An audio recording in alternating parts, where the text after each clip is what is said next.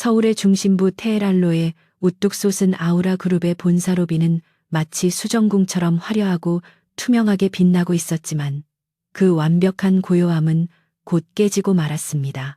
밖에서는 억수같이 쏟아지는 장대비가 도시를 회색빛으로 물들이고 있었고 그 빗줄기를 뚫고 회전문 안으로 들어선 한 여자의 모습은 이 세련된 공간과 지독하게 어울리지 않았기 때문입니다. 낡을 대로 낡아 본래의 색을 짐작조차 할 수 없는 등산화에서는 진흙 섞인 빗물이 뚝뚝 떨어져 대리석 바닥을 더럽히고 있었으며 그녀가 입은 펑퍼짐한 야상 점퍼는 물기를 머금어 축 늘어져 있었습니다. 하지만 이 여자인 이서희는 주위의 시선 따위는 아랑곳하지 않은 채 젖은 머리카락을 대충 쓸어 넘기며 로비 중앙을 향해 성큼성큼 걸어갔습니다. 그녀의 눈빛은 마치 깊은 숲속의 고요한 호수처럼 침착했지만 그 안에는 타인의 평가에 흔들리지 않는 단단한 심지가 굳건히 자리 잡고 있었습니다. 안내 데스크에 앉아있던 리셉션 직원들은 갑작스러운 불청객의 등장에 미간을 찌푸리며 노골적인 불쾌감을 드러냈고 서로 눈빛을 교환하며 비웃음을 흘렸습니다. 완벽하게 세팅된 머리와 유니폼을 입은 그들에게 서희는 마치 실수로 잘못 배달된 택배 상자나 길을 잃은 노숙자처럼 보였을 것이 분명했으며 그들 중 한 명이 손으로 코를 막는 신욕을 하며 서인을 향해 고압적인 목소리로 말을 걸었습니다. 직원은 배달 기사 전용 출입구는 건물 뒤편에 있다며 서인의 말을 듣기도 전에 그녀를 쫓아내려 했지만 서인은 덤덤한 표정으로 가방에서 구겨진 종이 한 장을 꺼내 데스크 위에 올려놓았습니다. 그것은 아우라 그룹의 전략기획실에서 보낸 정식 초청장이었으나 직원들은 그 종이가 빗물에 젖어 잉크가 번져 있다는 이유만으로 내용을 제대로 확인조차 하지 않고 경비원을 호출하려 했습니다. 그때 로비 한쪽에 마련된 신제품 홍보 부스에서 날카로운 파열음과 함께 사람들의 비명소리가 터져 나왔고 평화롭던 로비는 순식간에 아수라장으로 변했습니다. 신제품 향수의 원료를 전시해둔 거대한 유리 실린더 하나가 알 수 없는 이유로 균열을 일으키며 터져버렸고 그 안에 담겨있던 고농축 화학 용액이 바닥으로 쏟아지며 희뿌연 연기를 내뿜기 시작했습니다. 독한 화학약품 냄새가 순식간에 공기를 장악했고 당황한 직원들과 방문객들은 입을 막고 출구 쪽으로 도망치기 바빴지만 서희는 오히려 인파를 거슬러 사고 현장으로 다가갔습니다. 그녀는 찡그린 표정으로 공기 중의 냄새를 맡더니 이것이 단순한 향료가 아니라 휘발성이 강한 에스테르 화합물이 바닥 청소용 세제와 반응하고 있음을 단번에 파악했습니다. 보안 요원들이 우왕좌왕하며 사람들을 대피시키는 사이 서희는 주저없이 옆에 있던 대형 화분의 흙을 맨손으로 퍼내기 시작했습니다. 그녀의 행동은 얼핏 보면 미친 사람의 기행처럼 보였지만 그녀의 손놀림은 놀라울 정도로 빠르고 정확했으며 망설임이라고는 찾아볼 수 없었습니다. 그녀는 쏟아진 용액 위로 흙을 덮어 휘발되는 가스를 차단하는 동시에 화단 장식용으로 놓여있던 탄산칼슘 성분의 흰 자갈들을 부수어 그 위에 뿌렸습니다. 이는 산성 반응을 중화시키기 위한 가장 원시적이지만 동시에 가장 확실한 응급조치였고 그녀가 흙투성이가 된 손으로 바닥을 문지르는 동안 독한 연기는 거짓말처럼 잦아들기 시작했습니다. 주변에서 웅성거리던 사람들은 그 기이한 광경에 압도되어 숨을 죽인 채 촌스러운 차림의 여자가 만들어내는 기적을 지켜볼 뿐이었습니다. 바로 그 순간 엘리베이터 문이 열리며 아우라 그룹의 CEO 강도진이 임원들과 함께 로비의 모습을 드러냈고 그의 날카로운 눈매는 단번에 소란의 중심을 향했습니다. 도진은 완벽주의자로 소문난 인물답게 자신의 회사 로비에서 벌어진 이 난장판을 용납할 수 없었으나 그의 시선은 바닥을 엉망으로 만든 깨진 유리가 아니라 그 한가운데 쭈그리고 앉아있는 여자에게 고정되었습니다. 값비싼 슈트를 입은 임원들이 코를 막으며 불쾌한 기색을 비칠 때 도진은 오히려 흥미롭다는 듯 한쪽 눈썹을 치켜 세우며 천천히 그녀에게 다가갔습니다. 그는 서인이 다루고 있는 흙과 자갈의 비율, 그리고 화학 반응을 제어하는 숙련된 손놀림이 평범한 일반인의 것이 아님을 직감적으로 알아차렸습니다. 보안 팀장이 뒤늦게 달려와 서인을 거칠게 일으켜 세우려 하자 도진은 조용하지만 위압적인 손짓으로 그를 제지하며 서인의 앞을 막아섰습니다. 서인은 누가 자신의 앞을 막든 상관없다는 듯 마지막 남은 용액 방울까지 꼼꼼하게 흙으로 덮은 뒤에야 비로소 고개를 들어 도진과 눈을 마주쳤습니다. 그녀의 얼굴에는 흙탕물이 튀어 있었고 안경은 김이 서려 뿌졌지만 그 너머에 있는 눈동자는 도진이 지금까지 만나본 그 어떤 재계의 거물들보다도 강렬하고 맑은 빛을 띠고 있었습니다. 도진이 그녀에게 지금 무엇을 한 것이냐고 묻자 서인은 태연하게 바지춤에 흙 묻은 손을 닦으며 환기 시스템을 지금 당장 최대로 가동하지 않으면 이 건물 1층에 있는 사람들은 10분 안에 두통을 호소할 것이라고 건조하게 대답했습니다. 도진은 그녀의 퉁명스러우면서도 핵심을 찌르는 말투에 묘한 전율을 느꼈고 비서실장에게 눈짓하여 그녀의 신원을 확인하도록 지시했습니다. 비서실장이 태블릿 PC를 확인하고는 당황한 기색으로 귓속말을 전하자 도진의 입가에는 미세한 호선이 그려졌습니다. 그녀가 바로 오늘 이사회가 초빙하기로 했던 식물학계의 은둔형 천재 이서인 박사라는 사실은 도진조차 예상치 못한 반전이었으나 그는 곧바로 상황을 정리하고 그녀를 직접 회의실로 안내하기로 마음먹었습니다. 주변의 직원들은 회장님이 저런 몰골의 여자를 VIP 전용 엘리베이터에 태운다는 사실에 경악을 금치 못했지만 도진의 서늘한 기세에 눌려 아무도 토를 달지 못했습니다.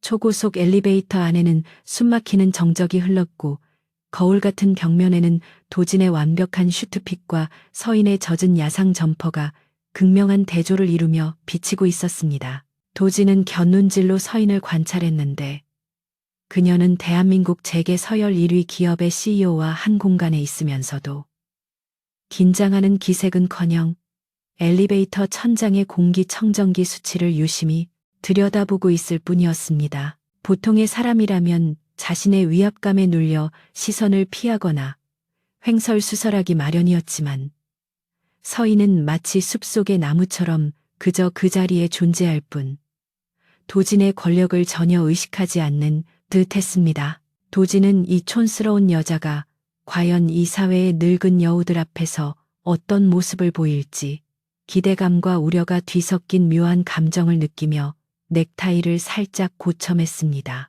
최상층 회의실의 육중한 문이 열리자 기다리고 있던 10여 명의 이사들과 주주들의 시선이 일제히 문 쪽으로 쏠렸습니다. 그들은 도진의 뒤를 따라 들어오는 서인의 행색을 보고는 경악을 금치 못했고 개중에는 노골적으로 혀를 차거나 비서진을 향해 어떻게 보안 관리를 하길래 잡상인을 들였냐며 소리를 치는 사람도 있었습니다. 하지만 서인은 그들의 야유를 귓등으로 흘려들으며 회의실 중앙에 있는 거대한 원목 테이블로 걸어가 자신의 낡은 배낭을 쿵 소리가 나게 내려놓았습니다. 배낭 안에서는 흙이 묻은 채집 도구들과 정체를 알 수 없는 말린 풀뿌리들이 쏟아져 나왔고 고급스러운 회의실은 순식간에 흙내음과 풀냄새로 가득 찼습니다. 이사회 의장인 최 전무는 얼굴을 붉히며 당장 이 여자를 끌어내라고 소리쳤지만 도진은 상석에 앉아 팔짱을 낀 채 조용히 상황을 관망했습니다. 서인은 최 전무의 고함 소리가 끝나기를 기다렸다는 듯 주머니에서 구겨진 USB 하나를 꺼내 테이블 위로 미끄러뜨리며 입을 열었습니다. 그녀의 목소리는 크지 않았지만 정확한 발음과 톤으로 좌중을 압도하는 힘이 있었고 그녀는 대뜸 아우라 그룹이 야심차게 준비한 신제품 라인이 쓰레기나 다름없다고 선언했습니다. 그 자리에 있던 모든 사람들이 얼어붙은 듯 침묵했고 최 전무는 너무 기가 막혀 말문이 막힌 듯 입을 뻐끔거렸지만 서인은 전혀 개의치 않고 말을 이어갔습니다. 서인은 칠판 앞으로 걸어가 분필을 집어들고는 복잡한 화학식을 거침없이 써내려가기 시작했는데 그것은 아우라그룹 연구소에서도 극비로 다루던 추출 방식의 치명적인 오류를 증명하는 시기였습니다. 그녀는 현재의 방식으로는 희귀 식물의 유효 성분이 90% 이상 파괴되며 남는 것은 그저 향료와 방부제 덩어리일 뿐이라고 신랄하게 비판했습니다. 그녀의 설명은 너무나 전문적이고 논리 정연하여 평생을 화장품 업계에 몸담아온 임원들조차 반박할 말을 찾지 못하고 멍하니 칠판을 바라볼 수밖에 없었습니다. 촌스러운 외모 뒤에 숨겨진 그녀의 지성은 마치 날카로운 메스처럼 아우라 그룹의 치부를 정확하게 도려내고 있었고 그 모습은 일종의 전율마저 불러일으켰습니다. 격분한 한 이사가 자리를 박차고 일어나 당신이 뭘 안다고 떠드냐며 책상을 내리쳤지만 서인은 차가운 눈빛으로 그를 응시하며 그가 지난달 승인한 연구 보고서의 42페이지 새 번째 줄이 조작된 데이터임을 지적했습니다. 그녀는 자신이 이곳에 온 이유는 돈이나 명예 때문이 아니라 멸종 위기 식물들이 멍청한 상술 때문에 낭비되는 것을 막기 위해서라고 단호하게 말했습니다. 서인의 말 한마디는 비수가 되어 겉만 번지르르 하고 속은 썩어가는 기업의 관료주의를 찔렀고 회의실 안의 공기는 무겁게 가라앉았습니다. 도지는 그제야 비로소 자신이 찾던 해답이 바로 이 여자에게 있음을 확신하고 입가에 옅은 미소를 띠며 의자 등받이에 몸을 기댔습니다. 도지는 손을 들어 소란스러운 장내를 정리한 뒤 서인을 향해 고개를 끄덕이며 계속해보라는 제스처를 취했습니다. 이는 서인에 대한 전적인 신뢰와 지지를 표명하는 동시에 그녀를 공격하던 임원들에 대한 무언의 경고이기도 했습니다. 서인은 도진의 반응에 잠시 의외라는 표정을 지었지만 곧 다시 진지한 얼굴로 돌아와 자신이 구상한 대안을 설명하기 시작했습니다. 그녀가 제안한 방식은 기존의 대량 생산 라인을 전면 수정해야 하는 엄청난 모험이었지만 성공한다면 누구도 흉내낼 수 없는 독보적인 제품이 탄생할 것이 분명했습니다. 도지는 그녀의 설명이 끝날 때까지 단 한순간도 눈을 떼지 않았고 그녀의 흙 묻은 손가락 끝에서 피어나는 혁신의 가능성에 매료되었습니다. 발표가 끝나자 서인은 분필을 내려놓고 다시 자신의 배낭을 챙겨매며 할 말은 다 했으니 결정은 당신들이 하라며 쿨하게 뒤를 돌았습니다. 그녀는 어떤 보상도 요구하지 않았고 그저 자신이 해야 할 일을 마쳤다는 홀가분한 표정으로 회의실 문을 향해 걸어갔습니다. 하지만 도지는 자리에서 일어나 성큼성큼 걸어가 그녀의 앞을 가로막았고 회의실 안의 모든 이목이 두 사람에게 집중되었습니다. 도지는 서인의 낡은 옷차림과 흐트러진 머리카락을 더 이상 촌스럽다고 느끼지 않았으며 오히려 그 어떤 화려한 드레스보다 더 빛나는 본질적인 아름다움을 발견했습니다. 도지는 서인에게 정식으로 고문직을 제안하며 그녀가 원하는 모든 조건을 들어주겠다고 말했지만 서인은 고개를 저으며 자신은 양복 입은 사람들의 정치 노름에 끼고 싶지 않다고 거절했습니다. 그러나 도지는 물러서지 않고 그녀에게 당신이 살리고 싶어하는 그 식물들을 위해 아우라 그룹의 자본과 기술을 이용하라고 역설했습니다. 그의 눈빛에는 사업가로서의 계산을 넘어선 진심 어린 열망이 담겨 있었고 서인은 처음으로 도진이라는 남자를 흥미로운 연구 대상처럼 바라보게 되었습니다. 두 사람 사이에는 팽팽한 긴장감이 흘렀지만 그것은 적대감이 아닌 서로 다른 두 세계가 충돌하며 만들어내는 강렬한 스파크와도 같았습니다. 결국 서인은 도진의 끈질긴 설득과 식물을 위한 최선의 선택이라는 명분 앞에서 한 발짝 물러서며 제안을 수락하겠다는 뜻을 내비쳤습니다. 단 그녀는 자신의 스타일과 방식을 절대 간섭하지 말 것과 연구의 전권을 자신에게 위임할 것을 조건으로 걸었습니다. 도지는 흔쾌히 그 조건을 받아들였고 악수를 청하며 손을 내밀었지만 서인은 자신의 손이 흙투성이라며 주저했습니다. 도지는 개의치 않고 그녀의 거친 손을 꽉 잡으며 이것이 아우라 그룹의 새로운 운명이 될 것이라고 확신에 찬 목소리로 말했습니다. 그 순간 창밖의 비가 그치고 구름 사이로 햇살이 비치며 회의실 안을 환하게 비추었고 이는 마치 두 사람의 앞날을 예고하는 듯 했습니다. 도진이 서인의 손을 잡은 채 놓지 않고 있을 때 회의실 문이 다시 열리며 화려한 정장을 입은 최 전무의 딸이자 마케팅 본부장인 최유라가 들어왔습니다. 유라는 도진과 손을 잡고 있는 꾀죄죄한 서인을 보고는 경멸과 질투가 뒤섞인 표정으로 쏘아붙였지만 도진은 시선조차 주지 않았습니다. 서인 역시 유라의 등장에 동요하지 않고 잡힌 손을 빼내며 무심하게 인사를 건넨 뒤 회의실을 빠져나갔습니다. 남겨진 사람들은 폭풍이 휩쓸고 지나간 듯한 충격 속에서 서로의 얼굴만 바라볼 뿐이었지만 도진의 가슴 속에서는 알 수 없는 뜨거운 무언가가 꿈틀거리고 있었습니다. 그것은 단순한 비즈니스의 성공 예감이 아닌 그의 인생을 송두리째 뒤흔들 거대한 파도의 시작이었습니다. 강도진 대표의 파격적인 결정으로 이서희는 아우라그룹의 특별 고문이라는 직함을 얻게 되었지만 그 과정은 결코 순탄치 않았습니다. 이사회는 그녀의 채용을 결사 반대하며 거센 항의를 쏟아냈고 특히 최 전무는 회사의 격을 떨어뜨리는 처사라며 노골적으로 불쾌감을 드러냈습니다. 하지만 도진은 자신의 지분과 경영권을 걸고 이사들의 입을 막아버렸으며 서인에게 전권을 위임하는 계약서에 서명하도록 강행했습니다. 계약서의 잉크가 채 마르기도 전에 최 전무는 인사팀장에게 은밀한 지시를 내려 서인이 제 발로 나가게 만들 계략을 꾸미기 시작했습니다. 그들은 서인에게 번듯한 연구실 대신 본관 지하 깊숙한 곳에 방치되어 있던 자재 창고를 배정했는데 그곳은 습기와 곰팡이 냄새가 진동하고 환기조차 제대로 되지 않는 최악의 환경이었습니다. 인사팀 직원의 안내를 받아 도착한 지하 2층 창고는 연구실이라기보다는 폐허에 가까운 모습이었기에 직원은 내심 서인이 화를 내거나 당장 그만두겠다고 소리칠 것을 기대했습니다.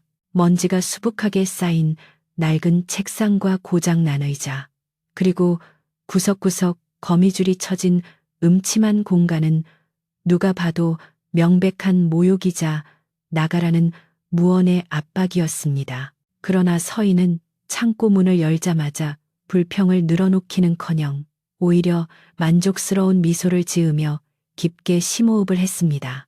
그녀에게는 화려하고 시끄러운 지상의 사무실보다 외부와 단절되어 오직 연구에만 몰두할 수 있는 이 조용하고 은밀한 공간이 훨씬 더 매력적으로 다가왔기 때문이었습니다. 직원이 당황하여 멍하니 서 있는 동안 서인은 이미 짐을 풀고 팔을 걷어붙인 채 청소를 시작하고 있었는데 그녀의 움직임은 군더더기 없이 효율적이었습니다. 그녀는 주변에 굴러다니던 빗자루를 찾아 바닥에 먼지를 쓸어내고 낡은 걸레를 빨아 책상을 닦으며 자신만의 성역을 구축해 나갔습니다. 서인은 배낭에서 자신이 직접 만든 천연 소독제를 꺼내 공중에 뿌렸는데 시원한 페퍼민트와 유칼립투스 향이 순식간에 퀴퀴한 곰팡이 냄새를 덮어버렸습니다.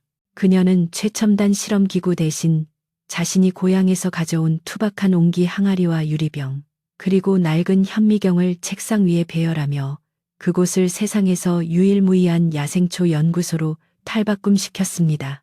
지상에서는 서인이 쥐도 새도 모르게 도망쳤을 것이라는 소문이 돌았지만 그녀는 지하 창고에서 밤낮 없이 연구에 매진하며 누구보다 바쁜 시간을 보내고 있었습니다.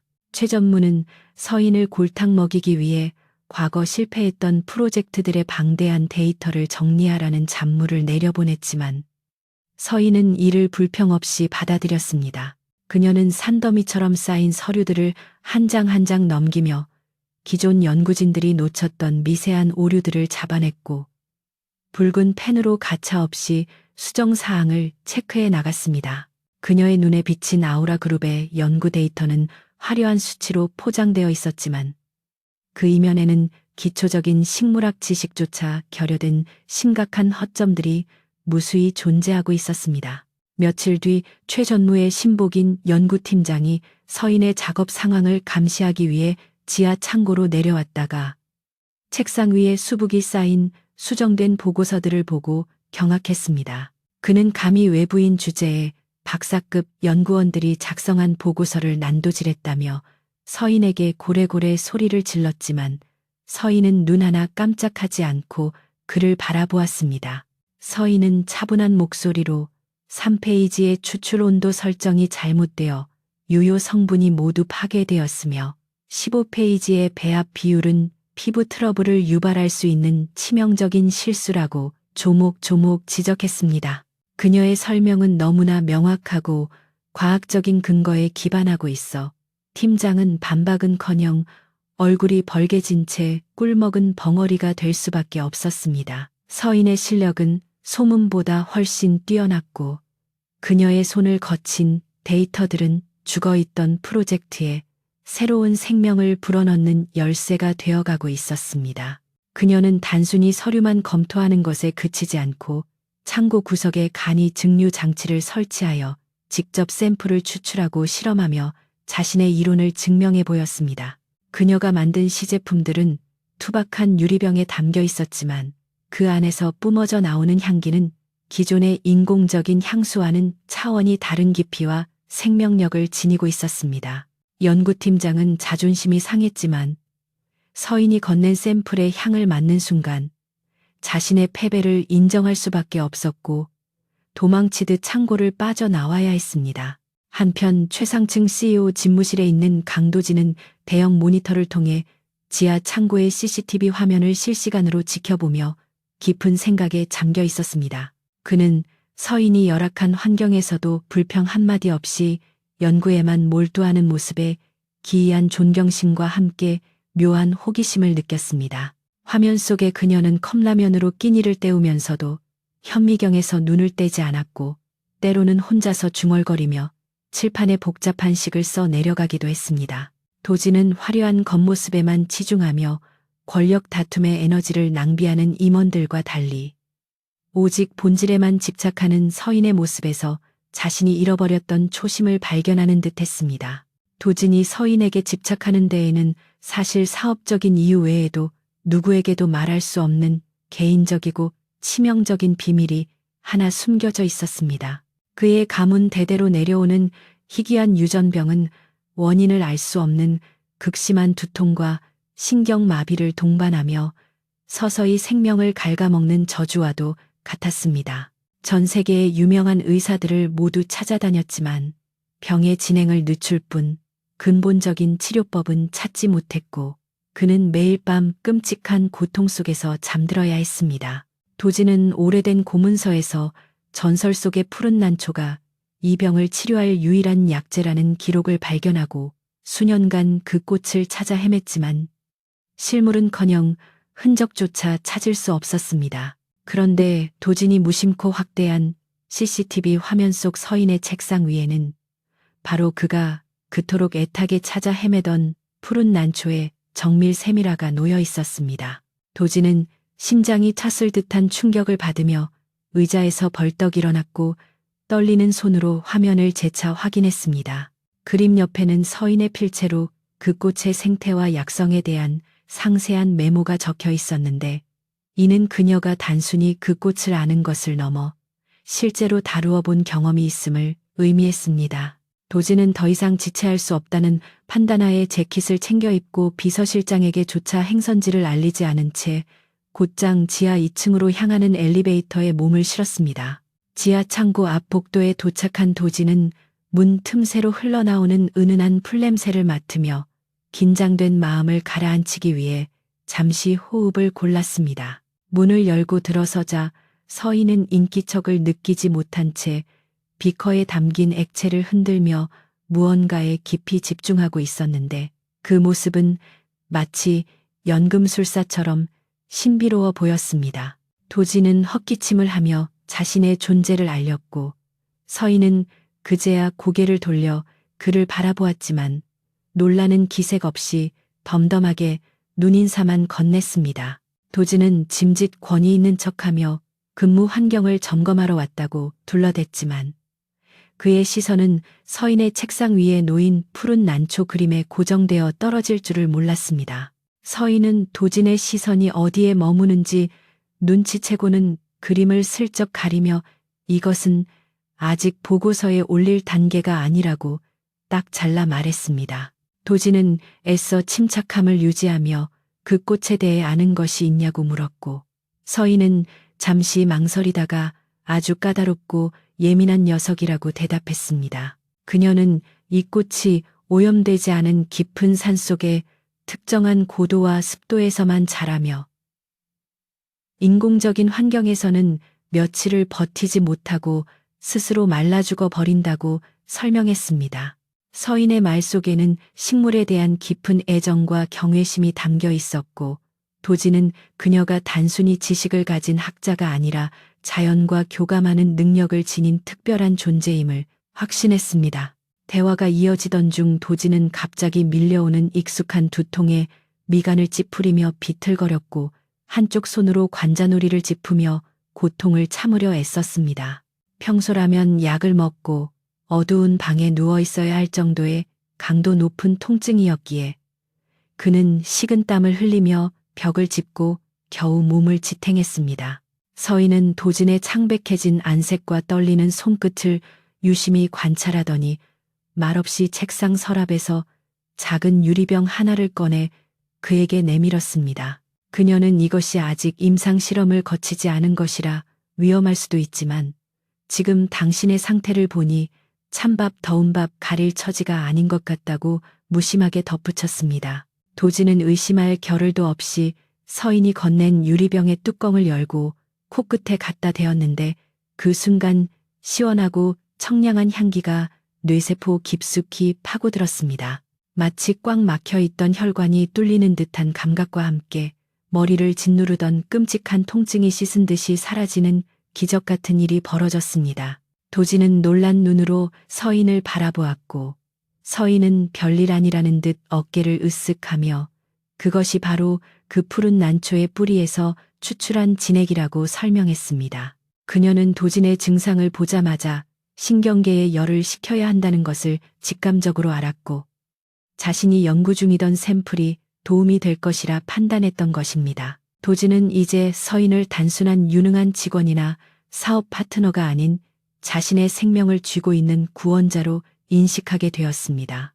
그는 떨리는 목소리로 이 꽃을 대량으로 배양할 수 있겠냐고 물었지만 서인은 고개를 저으며 자연의 섭리를 거스르는 억지 배양은 불가능하다고 단호하게 대답했습니다. 하지만 그녀는 도진의 절박한 눈빛을 읽고는 잠시 생각에 잠기더니 방법이 아주 없는 것은 아니지만 그를 위해서는 당신이 가진 모든 상식을 버려야 할 것이라고 묘한 여운을 남겼습니다. 도진은 그녀가 제시하는 길이 아무리 험난하더라도 기꺼이 따르겠다고 다짐하며 그녀에게 한 걸음 더 다가갔습니다. 그 시각 최 전무는 보안실 매니저를 매수하여 지하 창고의 CCTV 영상을 빼돌려보고 있었는데 도진이 서인과 은밀하게 만나는 장면을 목격하고는 분노에 몸을 떨었습니다. 그녀는 도진이 저런 촌스러운 여자에게 휘둘리고 있다는 사실을 도저히 받아들일 수 없었으며 서인이 회사에 남아있는 한 자신의 입지가 위태로워질 것임을 직감했습니다. 최 전무는 즉시 자신의 라인에 있는 임원들을 소집하여 긴급 회의를 열었고 서인을 산업 스파이로 몰아세워 내쫓을 치밀한 함정을 설계하기 시작했습니다. 그들은 서인이 외부의 경쟁업체와 접촉했다는 조작된 증거를 심고 다가오는 신제품 발표회에서 그녀를 공개적으로 망신줄 계획을 세웠습니다. 지하 창고의 두 사람은 위에서 벌어지는 음모를 전혀 알지 못한 채 식물과 인간, 그리고 생명에 대한 깊은 대화를 이어가며 시간 가는 줄 모르고 있었습니다. 서인은 도진에게 기업의 이윤보다 중요한 것은 생명 본연의 가치이며 화장품은 단순히 외모를 꾸미는 도구가 아니라 사람을 치유하는 매개체가 되어야 한다고 역설했습니다. 도진은 평생을 숫자와 효율성만을 따지며 살아온 자신에게 서인의 철학이 얼마나 신선하고 충격적인지를 깨달으며 그녀에게 점점 더 빠져들었습니다. 그는 서인에게 더 쾌적한 연구 환경을 제공하겠다고 제안했지만 서인은 지금 이 창고가 마음에 든다며 거절했고 도진은 그녀의 고집을 꺾을 수 없음을 알고 씁쓸하게 웃었습니다. 도진이 창고를 나서려 할 때 서인은 그를 불러 세우더니 추출액이 담긴 유리병을 통째로 그에게 건네며 비상시에 사용하라고 말했습니다. 도진은 그 작은 유리병이 천문학적인 가치를 지닌 어떤 보석보다도 귀중하게 느껴져 조심스럽게 안주머니에 넣었습니다.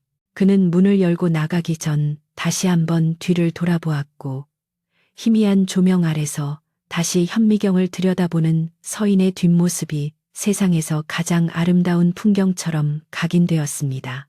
도진은 엘리베이터에 오르며 비서실장에게 전화를 걸어 지금 즉시 지하 2층의 보안 등급을 최고 수준으로 격상시키고 아무도 서인의 허락 없이는 출입할 수 없도록 조치하라고 명령했습니다. 밤이 깊어가고 아우라 그룹의 본사 건물은 대부분 불이 꺼졌지만 지하 2층 창고와 최상층 CEO 집무실의 불빛만은 여전히 밝게 빛나고 있었습니다. 서로 다른 공간에 있지만 같은 목표와 비밀을 공유하게 된 두 사람의 운명은 이제 되돌릴 수 없는 궤도에 진입하고 있었습니다. 어둠 속에서 움직이기 시작한 최 전무의 검은 그림자와 그것을 모른 채 혁신을 준비하는 서인, 그리고 그녀를 지키려는 도진의 의지가 팽팽하게 맞물리며 폭풍 전야의 긴장감을 고조시켰습니다. 촌스러운 야상 점퍼 속에 감춰진 진주가 빛을 발하기 시작했고 그 빛은 곧 아우라 그룹 전체를 집어삼킬 거대한 소용돌이의 시작이었습니다. 아우라 그룹의 물류 창고는 마치 거대한 쓰레기장을 방불케 하는 악취로 진동하고 있었고 직원들은 코를 막은 채 망연자실한 표정으로 서 있었습니다. 프랑스 그라스 지방에서 공수해온 최고급 장미 원료가 담긴 컨테이너들이 모두 개봉되어 있었는데 그 안의 내용물은 검게 썩어 문드러져 형체를 알아볼 수 없는 상태였습니다. 이 원료는 아우라 그룹의 사활이 걸린 신제품 향수의 핵심 성분이었으며 론칭 날짜가 불과 2주밖에 남지 않은 시점에서 발생한 이 사고는 그룹 전체를 파산 위기로 몰아넣을 수 있는 대형 재난이었습니다. 최 전무는 현장에 도착하자마자 물류 담당 이사의 뺨을 올려붙이며 불같이 화를 냈지만 그녀의 눈빛 깊은 곳에는 교묘하게 감춰진 비릿한 웃음이 서려 있었습니다. 그녀는 이번 사고를 빌미로 이서인을 책임자로 내세운 도진의 계획을 무산시키고 자신들이 미리 준비해둔 저가의 합성 향료를 대체제로 투입하여 이득을 챙길 심산이었습니다. 긴급 소집된 임원 회의실의 분위기는 초상집처럼 무겁게 가라앉아 있었고 누구 하나 선뜻 해결책을 제시하지 못한 채 서로의 눈치만 살피고 있었습니다. 대부분의 이사들은 출시일을 연기하거나 품질이 조금 떨어지더라도 합성 향료를 사용하여 위기를 모면해야 한다고 주장했지만 도진은 침묵을 지킨 채 굳게 담은 입술을 떼지 않았습니다. 아우라 그룹이 추구해온 프리미엄 이미지를 포기하는 것은 곧 회사의 정체성을 부정하는 일이었기에 그는 타협할 수 없었지만 현실적인 대안이 없어 속이 타들어가는 심정이었습니다. 그때 회의실 문이 벌컥 열리며 작업복 차림의 서인이 들어왔고 그녀의 손에는 썩어버린 장미 꽃잎 한 줌이 들려 있었습니다. 경비원들이 그녀를 제지하려 했지만 도진의 날카로운 눈짓 한 번에 그들은 슬금슬금 뒷걸음질 치며 물러났습니다. 서인은 테이블 중앙에 썩은 꽃잎을 던져놓으며 이것은 자연적인 부패가 아니라 누군가 고의로 주입한 박테리아 배양액에 의한 괴사라고 단호하게 선언했습니다. 좌중이 술렁거리는 사이 그녀는 현미경 사진을 빔 프로젝터에 띄우며 정상적인 부패 과정에서는 나타날 수 없는 특정 균주가 검출되었음을 과학적으로 증명해 보였습니다. 최 전무는 당황한 기색을 감추며 지금 범인을 잡는 것이 중요한 게 아니라 대안이 없다는 것이 문제라고 목소리를 높여 본질을 흐리려 했습니다.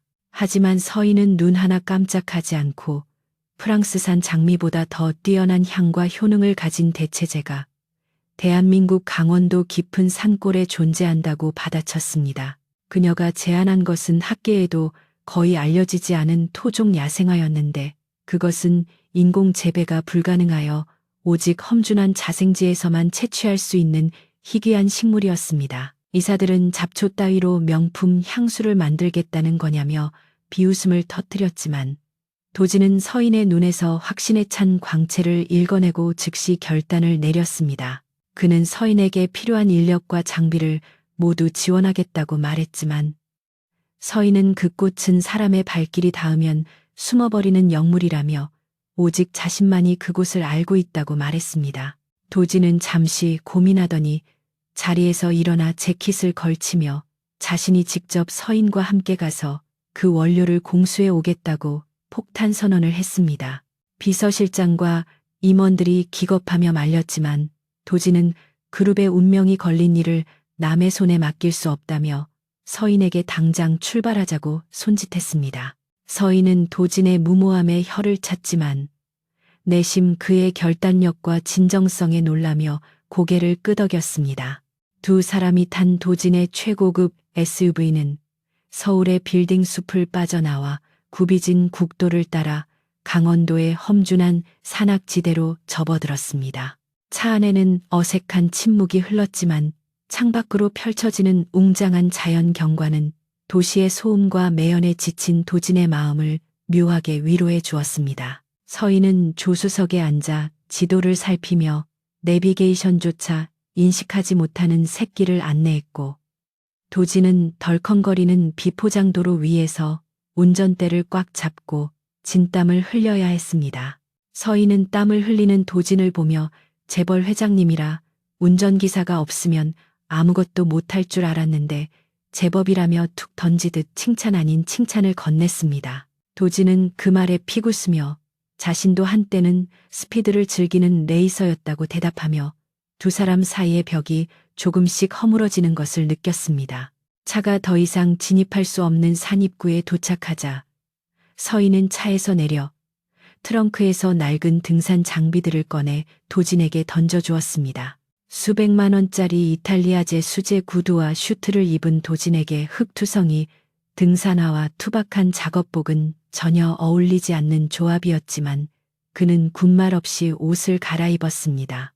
서인은 머리를 질끈 묶고 낫을 허리춤에 차며 지금부터는 네 발로 기어야 할지도 모르니 마음 단단히 먹으라고 경고했습니다. 도진은 산을 오르기 시작한 지 30분도 채 되지 않아 서인의 말이 결코 과장이 아니었음을 뼈저리게 실감하게 되었습니다. 길이라고는 찾아볼 수 없는 빽빽한 수풀과 가파른 암벽은 인간의 접근을 거부하는 듯했고 서인은 그 거친 지형을 마치 제 집 안방처럼 가볍게 뛰어다녔습니다. 숨이 턱끝까지 차오른 도진이 나무 기둥을 잡고 거칠게 호흡을 몰아쉬는 동안 서인은 뒤를 돌아보며 물통을 건넸고 그녀의 얼굴에는 땀방울 대신 생기가 넘쳐 흘렀습니다. 도진은 산속에서의 서인이 서울의 답답한 건물 안에서 보았던 모습과는 비교할 수 없을 정도로 아름답고 강인해 보인다고 생각했습니다. 그녀는 단순히 식물을 연구하는 학자가 아니라 숲의 일부가 되어 숨쉬는 야생동물과도 같았고 도진은 그런 그녀에게서 눈을 뗄 수가 없었습니다. 서인은 도진이 힘들어하는 것을 알면서도 속도를 늦추지 않았는데 이는 해가 지기 전에 군락지에 도착해야만 꽃의 향기가 가장 짙은 순간을 포착할 수 있기 때문이라고 설명했습니다. 도진은 오기가 생겨 이를 악물고 그녀의 뒤를 쫓았고 그 과정에서 수차례 넘어지고 긁혔지만 포기하지 않았습니다. 마침내 두 사람은 구름보다 높은 산 정상 부근의 은밀한 계곡에 도착했고 그곳에는 마치 별들이 내려앉은 듯 신비로운 빛을 내는 야생화 군락이 펼쳐져 있었습니다. 도진은 난생 처음 보는 황홀한 광경에 압도되어 말을 잃었고 바람에 실려오는 그윽하고 청아한 향기에 온몸의 감각이 깨어나는 듯한 전율을 느꼈습니다. 서인은 조심스럽게 꽃들에게 다가가 무릎을 꿇고 마치 아이를 다루듯 부드러운 손길로 꽃잎을 어루만지며 채취를 시작했습니다. 그녀는 도진에게도 채취 방법을 알려주었는데 뿌리가 상하지 않도록 흙을 파내고 줄기를 자르는 과정 하나하나가 마치 신성한 의식을 치르는 것처럼 경건했습니다. 도진은 흙을 만지며 자연과 교감하는 서인의 옆얼굴을 바라보다가 자신도 모르게 심장이 세차게 뛰는 것을 느꼈습니다. 채취 작업이 한창일 무렵 갑자기 산의 날씨가 급변하더니 먹구름이 몰려오고 굵은 빗방울이 쏟아지기 시작했습니다. 서인은 서둘러 채취한 꽃들을 방수 가방에 넣고 도진의 팔을 잡아 끌며 근처에 있는 작은 동굴로 피신했습니다.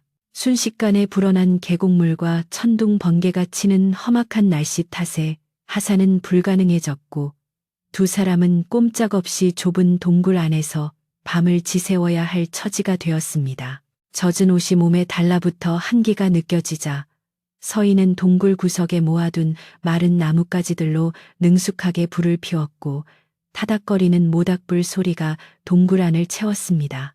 불빛에 비친 두 사람의 그림자가 벽 위에서 일렁거렸고 좁은 공간의 감도는 묘한 긴장감이 침묵을 더욱 무겁게 만들었습니다. 도진은 젖은 셔츠를 말리기 위해 벗고 있었는데 서인은 그의 어깨와 등에 나 있는 수많은 흉터들을 보고 놀란 눈치였습니다. 그것은 그가 기업을 이끌며 겪어온 치열한 투쟁과 스트레스, 그리고 남몰래 알아온 병마와의 싸움이 남긴 흔적들이었습니다. 서인은 가방에서 으깬 약초를 꺼내 도진의 등 뒤로 다가가 상처 부위에 조심스럽게 발라주었고 도진은 그녀의 차가운 손가락이 닿을 때마다 움찔거리며 숨을 멈췄습니다. 서인은 도진에게 당신이 이렇게 상처투성이인 줄은 몰랐다며 겉모습만 보고 판단했던 것을 사과했습니다. 도진은 씁쓸하게 웃으며 화려한 갑옷 속에 병든 몸을 숨기고 사는 것이 나의 운명이라고 생각했지만 당신을 만나고 나서 처음으로 치유받는 느낌이 든다고 고백했습니다. 서인은 도진의 진솔한 고백에 마음이 흔들렸고 자신의 이야기도 조금씩 털어놓기 시작했습니다. 그녀는 어린 시절 부모님을 산사태로 잃고 할머니 손에서 자라며 산이 주는 무서움과 고마움을 동시에 배웠다고 말했습니다. 그녀가 도시의 화려한 삶을 거부하고 촌스러운 모습을 고수하는 이유는 거칠에 신경 쓸 시간에 한 포기의 풀이라도 더 살리고 싶었기 때문이라는 그녀의 신념은 도진에게 큰 울림을 주었습니다. 두 사람은 밤이 깊도록 서로의 가치관과 꿈에 대해 이야기하며 대표와 직원이 아닌 남자와 여자로서 깊은 교감을 나누었습니다. 밖에서는 비바람이 몰아치고 있었지만 동굴 안은 두 사람의 체온과 마음이 어우러져 어느 때보다 따뜻하고 평온했습니다. 다음 날 아침 비가 그치고 맑은 햇살이 동굴 안으로 쏟아져 들어오자 서인은 먼저 일어나 밖으로 나가 아침 이슬을 머금은 산의 기운을 확인했습니다. 도진은 눈을 뜨자마자 서인이 사라진 것을 알고 잠시 불안해했지만 동굴 입구에 서서 먼 산을 바라보는 그녀의 뒷모습을 발견하고 안도의 한숨을 내쉬었습니다. 그는 밤새 불편한 잠자리에서도 숙면을 취했다는 사실에 놀라워하며 개운해진 몸을 일으켰습니다. 두 사람은 어제 채취한 귀중한 샘플들을 챙겨 하산을 서둘렀는데 내려가는 길은 올라올 때보다 훨씬 가볍고 활기찼습니다. 도진은 더 이상 서인이 촌스러운 시골 여자로 보이지 않았고 그녀는 도진에게 있어 세상 무엇보다 귀한 보석이자 반드시 지켜야 할 존재가 되어 있었습니다. 한편 서울 본사에서는 도진과 서인이 연락이 두절되자 최전무 일당이 쾌재를 부르며 긴급 이사회를 소집해 도진의 해임안을 상정하려 하고 있었습니다. 그들은 도진이 무모한 행동으로 회사의 위기를 자초했고 경영 공백을 만들었다며 주주들을 선동했습니다. 또한 그들은 깡패들을 고용해 산 입구에서 기다리다가 도진과 서인이 나타나면 사고를 위장해 샘플을 빼앗고 두 사람을 해치라는 끔찍한 사주까지 해둔 상태였습니다. 아무것도 모르는 두 사람은 산 아래 주차해둔 차에 도착하여 짐을 싣고 서울로 향하는 시동을 걸었지만 곧바로 검은색 승합차 두 대가 그들의 앞뒤를 가로막으며 위협적으로 다가왔습니다. 도진은 백미러를 통해 험악한 인상의 사내들이 차에서 내리는 것을 보고 직감적으로 위험을 감지했습니다. 그는 서인에게 안전벨트를 꽉 매라고 소리친 뒤 급하게 핸들을 꺾어 비좁은 샛길로 차를 몰았고 사내들은 욕설을 퍼부으며 그 뒤를 쫓기 시작했습니다. 좁고 구불구불한 산길에서 벌어지는 추격전은 한순간의 실수로 낭떠러지로 떨어질 수 있는 아찔한 상황이었지만 도진의 운전 실력은 극한의 상황에서 빛을 발했습니다. 서인은 공포에 질릴 법도 했지만 냉정하게 지형지물을 파악하여 도진에게 도주로를 지시했고 두 사람은 마치 한 몸처럼 완벽한 호흡을 보여주었습니다. 서인이 알려준 낡은 임도 덕분에 그들은 추격자들을 따돌리고 큰 길로 빠져나오는 데 성공했습니다. 서울로 돌아오는 차 안에서 도진은 굳은 표정으로 어딘가에 전화를 걸어 보안팀을 대기시키고 법무팀에게 최 전무의 뒷조사를 철저히 하라고 지시했습니다. 그의 목소리에는 이제 자비란 없다는 듯한 서슬퍼런 냉기가 서려 있었고 옆에 앉은 서인은 그런 도진의 손등 위에 자신의 손을 살며시 얹어주었습니다. 도진은 서인의 손길에 화를 가라앉히며 그녀를 바라보았고 두 사람의 눈빛은 무언의 맹세를 주고받았습니다. 이제 그들은 단순한 파트너를 넘어 생사를 함께한 동지이자 서로에게 없어서는 안 될 운명적인 존재가 되었음을 직감했습니다. 도진은 서인이 구해온 이 야생화가 아우라 그룹을 구하는 것은 물론 썩어빠진 내부의 적들을 일소할 강력한 무기가 될 것임을 확신했습니다.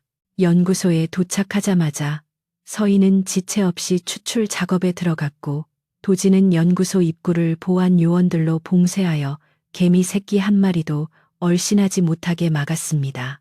서인의 손끝에서 탄생한 추출액은 기존의 장미 원료와는 비교도 안 될 만큼 깊고 풍부한 향을 뿜어내며 연구원들의 탄성을 자아냈습니다.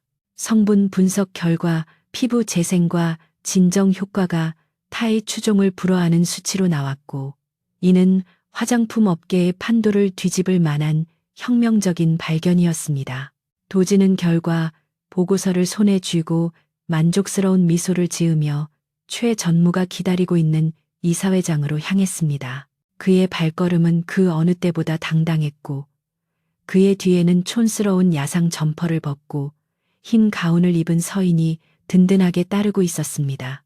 아우라그룹의 창립 30주년 기념 파티가 열리는 서울 최고급 호텔의 그랜드 볼룸은 입구부터 화려한 꽃장식과 레드카펫으로 치장되어 있었고 대한민국 정재계의 유력 인사들이 속속 도착하고 있었습니다. 샹들리에의 불빛이 샴페인 잔에 반사되어 눈부시게 빛났고 우아한 클래식 선율이 흐르는 가운데 참석자들은 서로의 안부를 물으며 탐색전을 벌이기에 바빴습니다.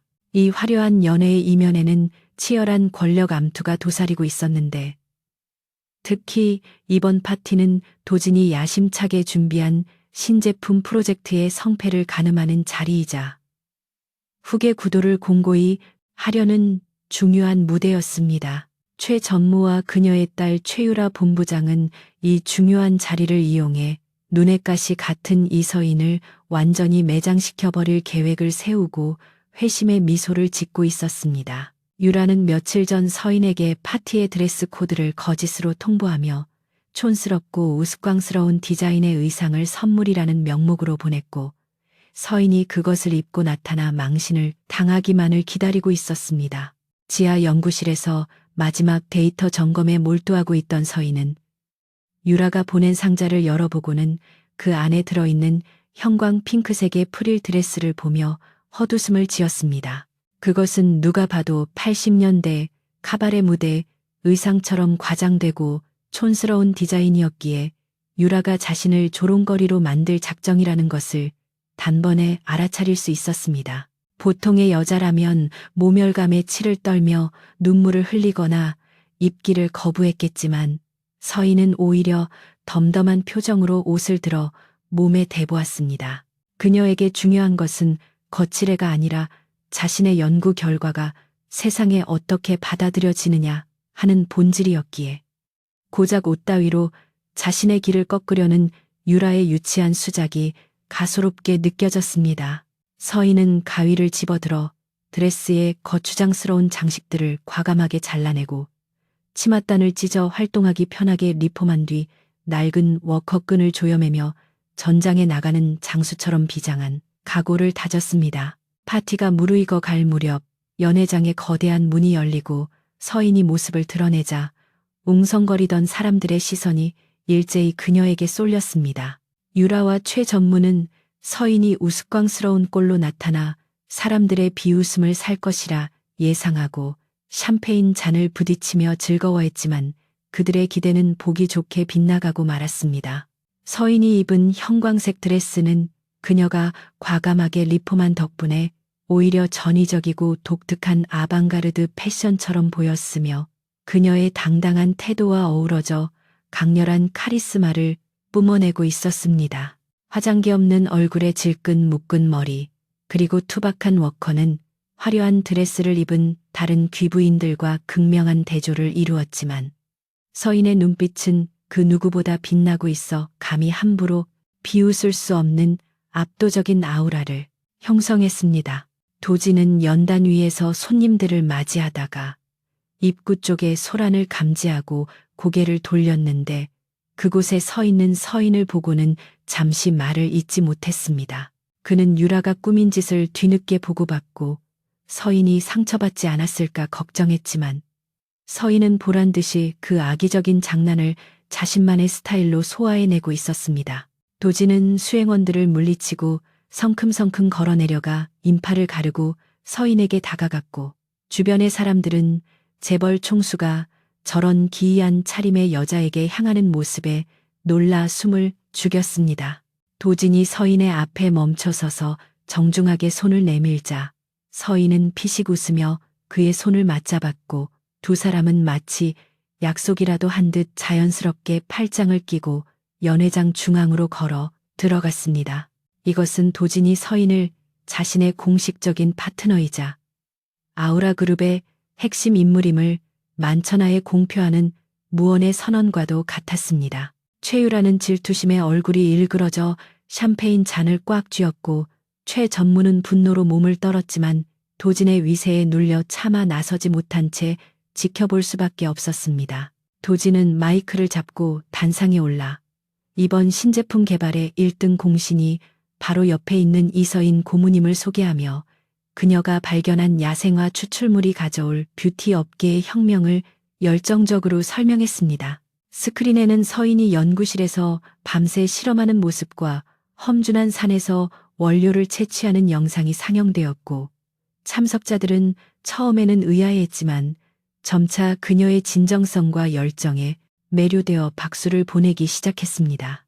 서인은 쏟아지는 플래시 세례 속에서도 전혀 위축되지 않고 담담하게 자신의 연구 철학을 이야기했고 그녀의 투박하지만 진실된 언어는 화려한 미사여구보다 더 깊은 울림을 주었습니다. 성공적인 프레젠테이션이 끝나고 분위기가 최고조에 달했을 때 갑자기 연회장의 대형 스크린이 지직거리며 붉은색 경고창으로 뒤덮이는 사고가 발생했습니다. 경쾌하던 음악이 뚝 끊기고 날카로운 사이렌 소리가 울려 퍼지자 평화롭던 연회장은 순식간에 공포와 혼란의 도가니로 변했습니다. 스크린에는 아우라 그룹의 1급 기밀인 신제품 배합 공식과 재무 정보가 외부 서버로 유출되고 있다는 메시지가 떴고 보안 팀장들이 다급하게 무전을 치며 연 회장을 봉쇄하기 시작했습니다. 도지는 즉시 서인을 자신의 등 뒤로 보호하며 보안 책임자를 호출해 상황을 파악하려 했지만 사태는 이미 걷잡을 수 없이 커지고 있었습니다. 최 전무는 이 타이밍을 기다렸다는 듯 앞으로 나서며 보안팀에게 당장 해킹의 진원지를 추적하라고 고래고래 소리를 질렀습니다. 몇 분 후 보안팀장은 창백하게 질린 얼굴로 태블릿 PC를 들고 와 도진과 최 전무에게 해킹 로그 기록을 보여주었는데 그곳에는 믿을 수 없는 이름이 적혀 있었습니다. 데이터 유출이 시작된 단말기가 바로 지하 연구실에 있는 이서인의 개인 컴퓨터였으며 접속 아이디 역시 그녀의 것으로 확인되었다는 충격적인 보고였습니다. 최 전무는 승기를 잡았다는 듯이 표독스러운 미소를 지으며 서인을 향해 삿대질을 했고 유라 역시 거들며 처음부터 외부인을 들이는 게 아니었다고 목소리를 높였습니다. 순식간에 영웅 대접을 받던 서인은 산업 스파이로 몰려 의심과 비난의 눈초리를 받게 되었고 주변의 사람들은 수군거리며 그녀에게서 멀어지기 시작했습니다. 보안 요원들이 서인을 체포하기 위해 다가오자 서인은 당황하지 않고 침착하게 이것은 조작된 함정이라고 주장했지만 명백한 전산 기록 앞에서는 변명이 통하지 않는 상황이었습니다. 그녀는 자신의 결백을 증명하기 위해 도진을 바라보았는데 도진의 눈동자 속에는 혼란과 갈등이 교차하고 있었습니다. 기업의 총수로서 명백한 증거가 나온 용의자를 옹호하는 것은 회사의 신뢰도를 바닥으로 떨어뜨리는 위험한 도박이었지만 도진은 직감적으로 서인이 범인이 아님을 알고 있었습니다. 최 전무는 도진에게 지금 당장 서인을 해고하고 경찰에 넘기지 않으면 주주들이 가만히 있지 않을 것이라며 협박에 가까운 압박을 가했습니다. 서인은 도진이 곤란한 상황에 처하는 것을 원치 않아 스스로 조사를 받겠다고 말하며 보안 요원들에게 손을 내밀었지만 바로 그 순간 도진이 그녀의 앞을 막아서며 요원들을 제지했습니다. 도진은 서늘한 목소리로 최종 조사가 끝나기 전까지 그 누구도 이 사람을 데려갈 수 없다고 선언하며 자신의 직권을 발동했습니다. 그는 이 모든 것이 너무나 정교하게 짜여진 각본 같다는 점을 지적하며 보안팀에게 역추적을 지시하는 동시에 서인의 신변을 자신이 직접 보호하겠다고 공표했습니다.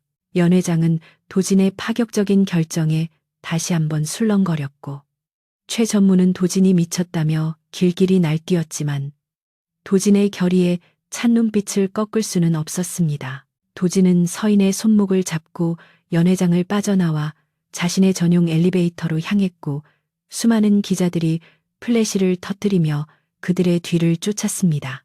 엘리베이터 문이 닫히고 단둘이 남게 되자 도진은 그제야 긴장이 풀린 듯 거칠게 넥타이를 풀어 헤치며 깊은 한숨을 내쉬었습니다.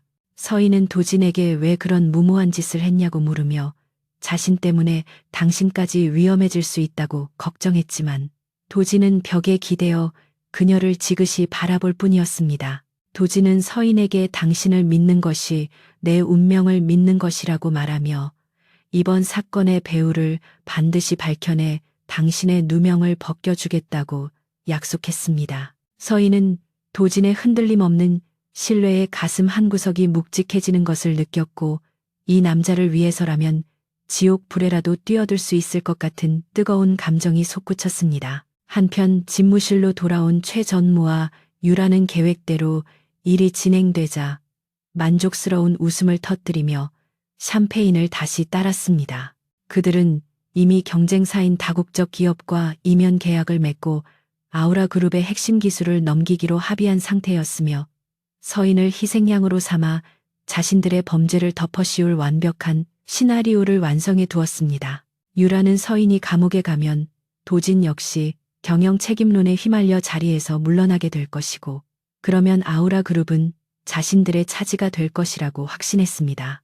하지만 그들은 서인이 단순한 식물학자가 아니라 험한 산속에서 생존 본능을 키워온 전사라는 사실과 도진이 그녀를 지키기 위해 얼마나 무서운 괴물이 될 수 있는지를 간과하고 있었습니다.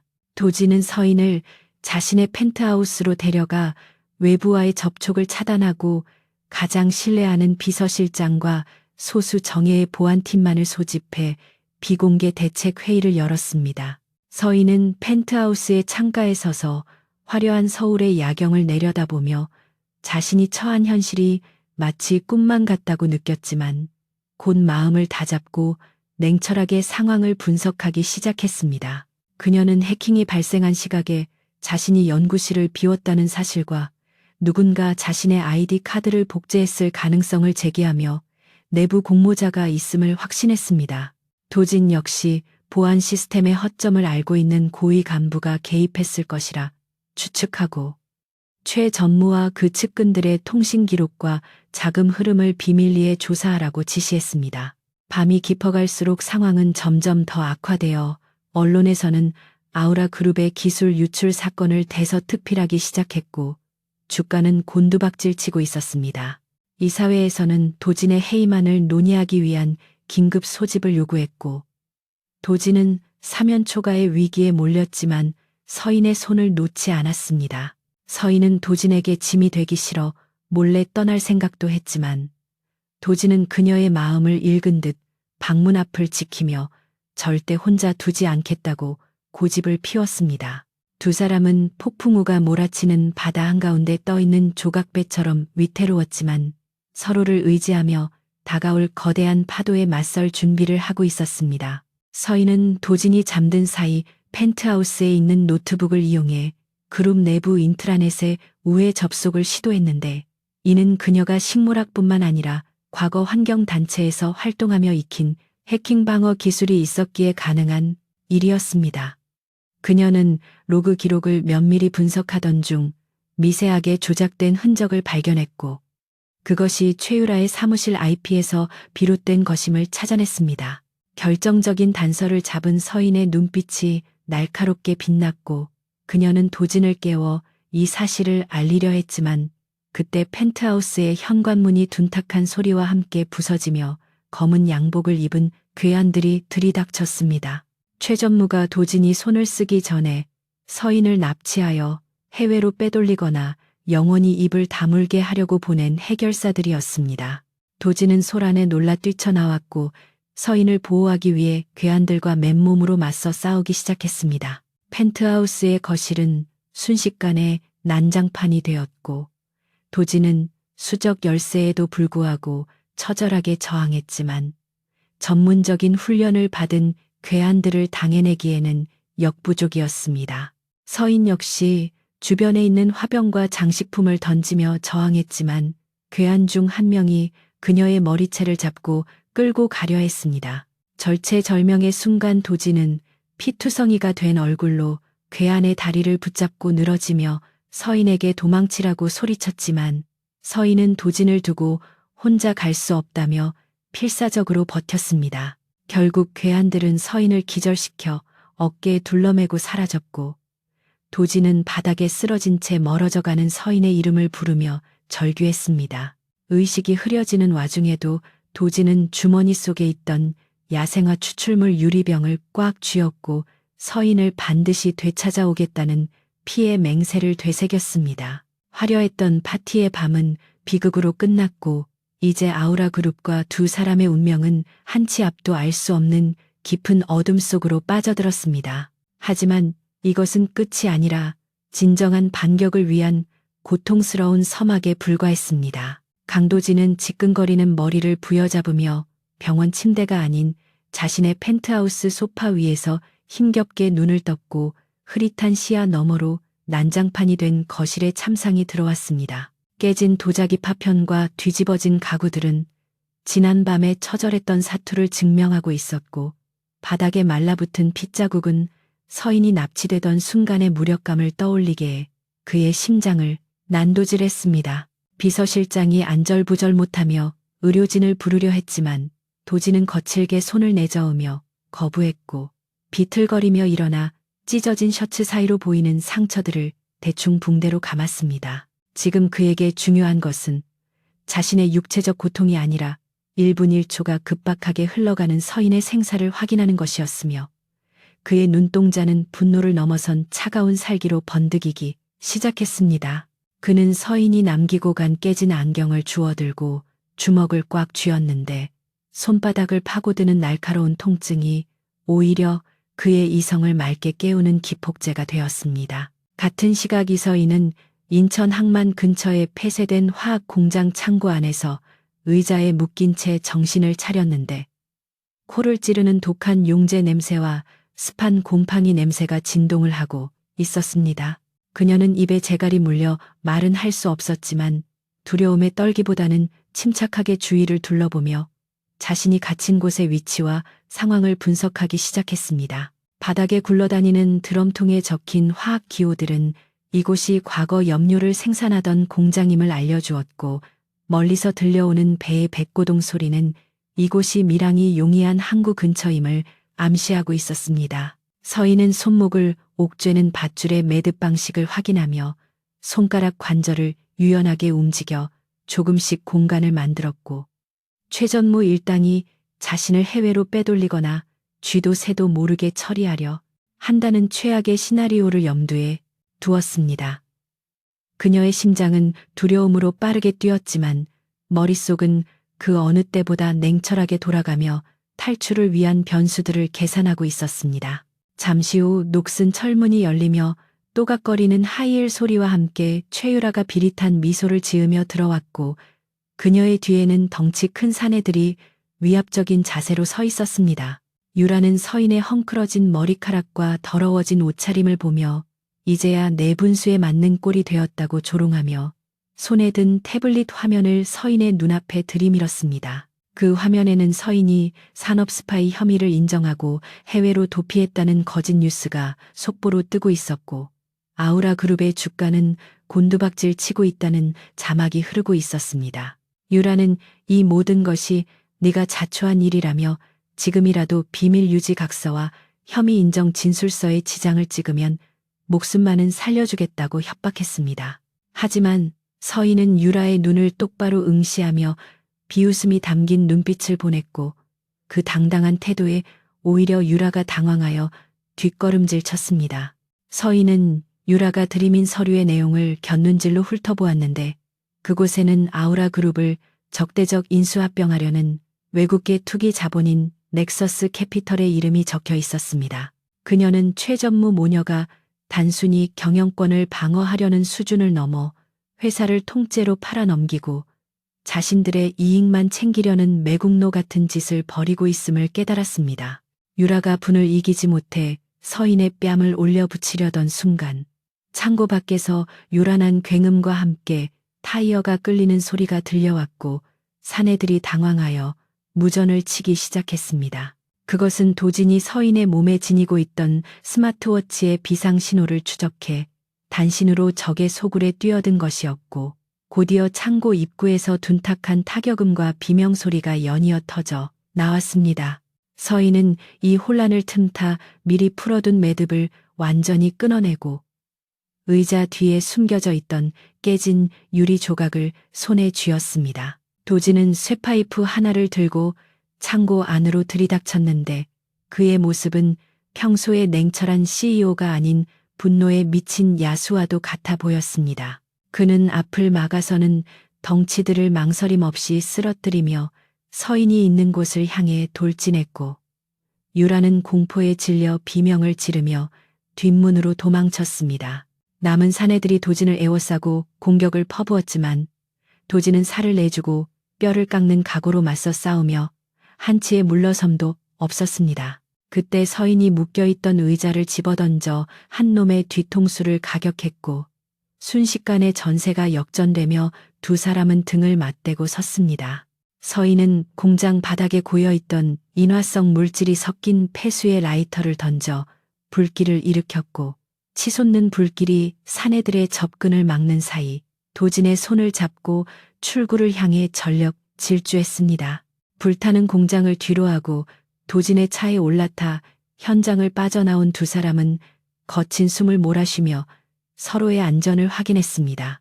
도진은 서인의 붉게 부어오른 손목과 상처 입은 얼굴을 어루만지며 미안하다는 말을 반복했고, 서인은 그런 도진의 찢어진 입가를 닦아주며 괜찮다고 고개를 저었습니다. 그들은 이제 갈 곳이 없었는데 도진의 집과 회사는 이미 최전무의 감시하에 놓여 있었고 경찰 또한 그들의 편이 아니라는 것을 알고 있었기 때문이었습니다.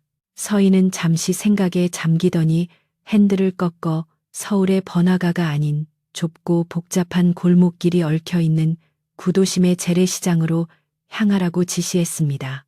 그곳은 도진과 같은 상류층 사람들은 평생 발을 들여놓을 일이 없는 곳이었지만 서인에게는 가장 안전하고 든든한 요새와도 같은 곳이었습니다. 차가 멈춘 곳은 시장 구석에 위치한 허름한 약재상 앞이었는데 셔터가 내려진 가게 문을 서인이 두드리자 안에서 나이 지긋한 노인이 나와 그들을 맞이했습니다. 노인은 서인의 몰골을 보고 혀를 찼지만 아무것도 묻지 않고 그들을 지하 창고로 안내했고 그곳에는 놀랍게도 최신식 컴퓨터 장비와 통신 시설이 갖춰져 있었습니다. 서인은 어리둥절해하는 도진에게 이곳이 바로 자신이 운영하는 비공식 야생화 연구소이자 정보의 허브라고 소개했습니다. 그녀는 이곳에서 전국 각지의 약초꾼들과 농부들, 그리고 도시의 곳곳을 누비는 배달원들과 소통하며 희귀식물의 자생지 정보를 교환하고 있었던 것입니다. 도지는 서인이 가진 네트워크가 단순히 식물을 찾는 것을 넘어 도시의 밑바닥 정보를 훑을 수 있는 거대한 정보망임을 깨닫고 감탄을 금치 못했습니다. 서인은 즉시 자신의 네트워크를 가동하여 최전무와 넥서스 캐피털의 연결 고리를 찾기 시작했습니다. 그녀가 단체 채팅방에 도움을 요청하는 메시지를 올리자마자 서울 전역에 퍼져 있는 퀵서비스 기사들과 청소 용역 아주머니들, 그리고 건물 경비원들로부터 실시간 제보가 쏟아져 들어왔습니다.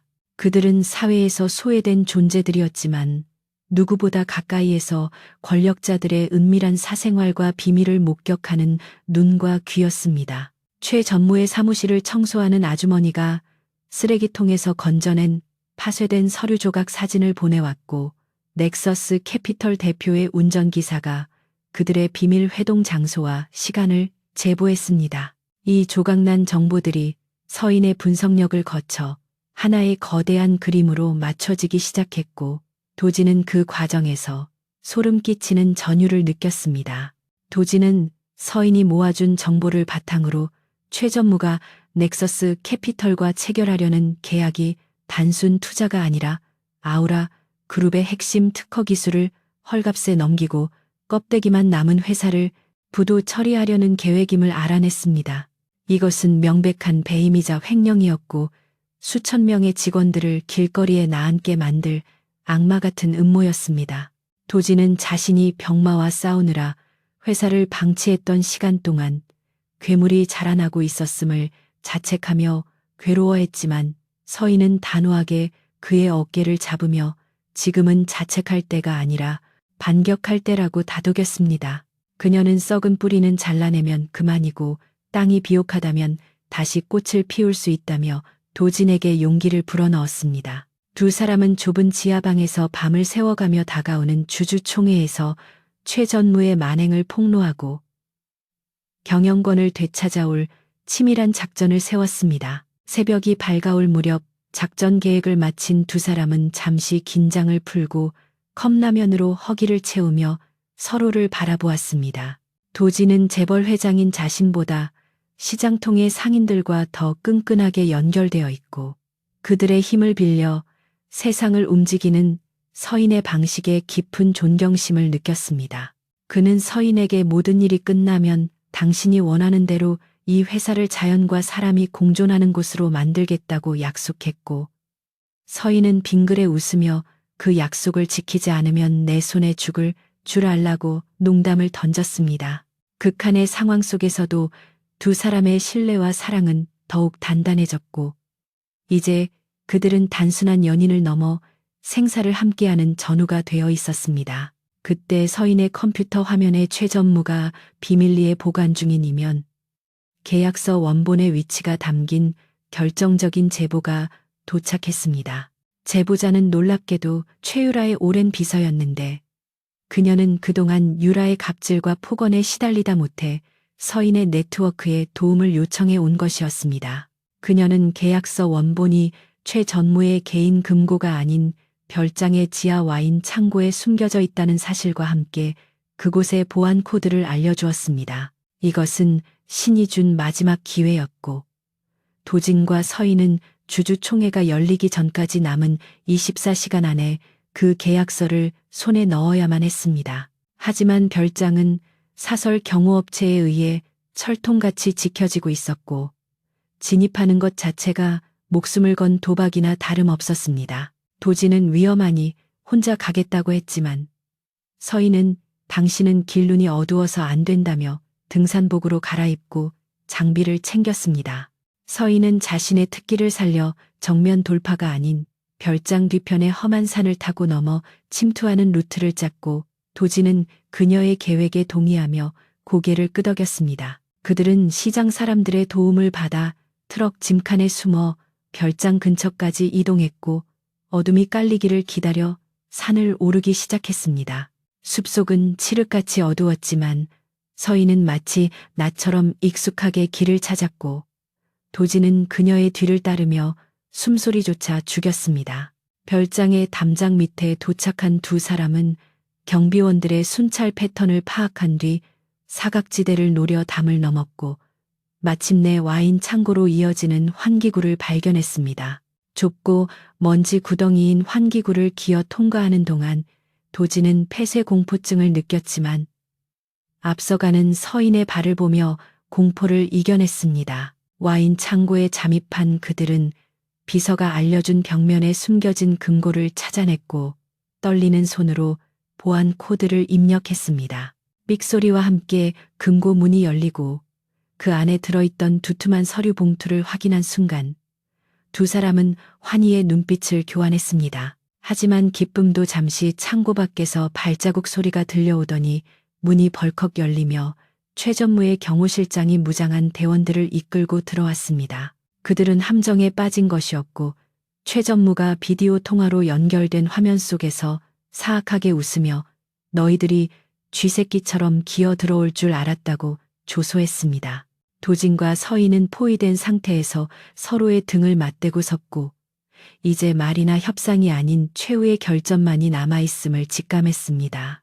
도진은 품 안에서 서인이 주었던 유리병을 꺼내 들고 이것이 마지막 무기가 될 수도 있겠다고 중얼거렸고 서인은 씩 웃으며 아직 끝나지 않았다고 말했습니다.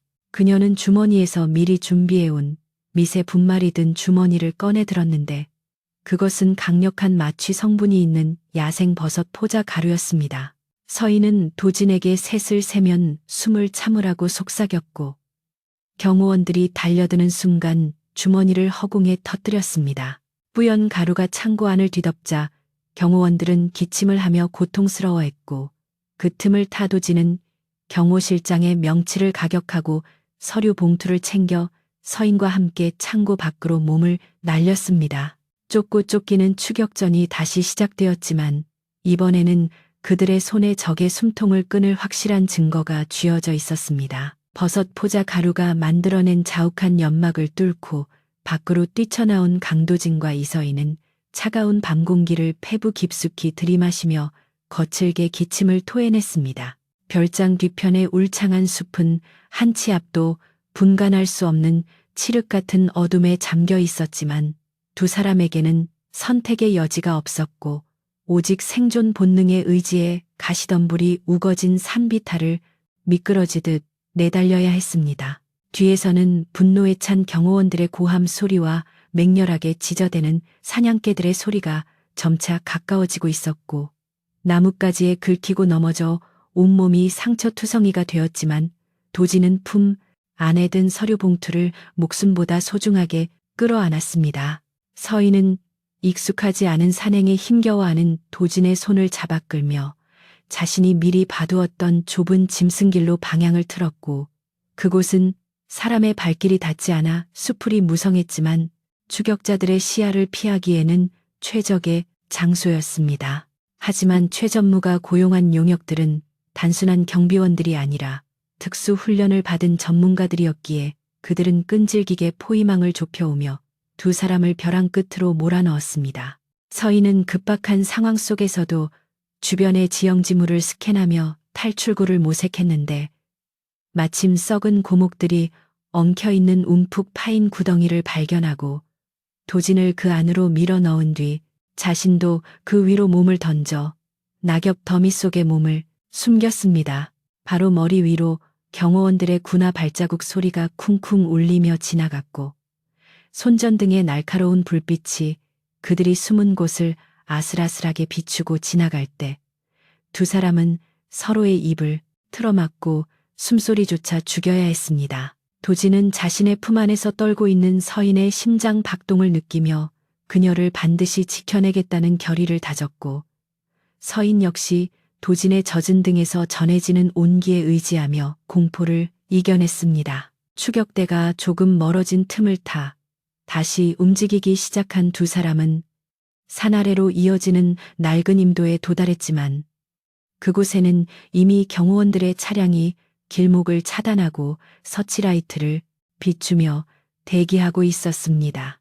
정면 돌파가 불가능함을 깨달은 서인은 잠시 망설이다가 도진에게 자신의 배낭에 들어있는 로프를 꺼내 보이며 저 아래 흐르는 계곡을 가로질러 건너편 도로로 탈출하자고 제안했습니다.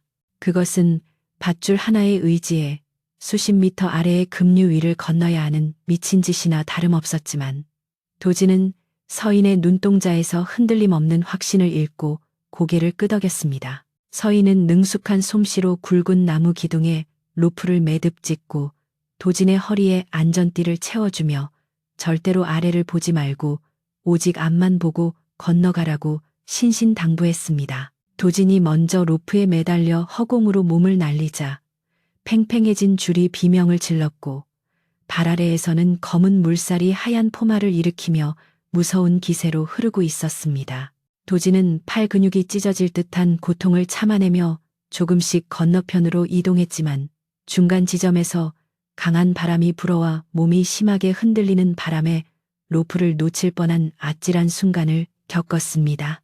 간신히 건너편 나무에 도착한 도진이 거친 숨을 몰아쉬며 뒤를 돌아보았을 때 서인 역시 망설임 없이 허공으로 몸을 던졌지만 그때 뒤늦게 그들을 발견한 경호원이 쏜 테이저건에 전극이 서인의 어깨를 스치고 지나갔습니다. 서인은 짧은 비명과 함께 몸의 균형을 잃고 로프에 매달린 채 휘청거렸고 도진은 심장이 솟을 듯한 공포를 느끼며 목이 터져라 그녀의 이름을 불렀습니다. 서인은 흐릿해지는 의식을 붙잡으려 안간힘을 쓰며 이를 악물고 팔에 힘을 주어 다시 자세를 바로잡았고 초인적인 정신력으로 고통을 이겨내며 조금씩 도진을 향해 나아갔습니다.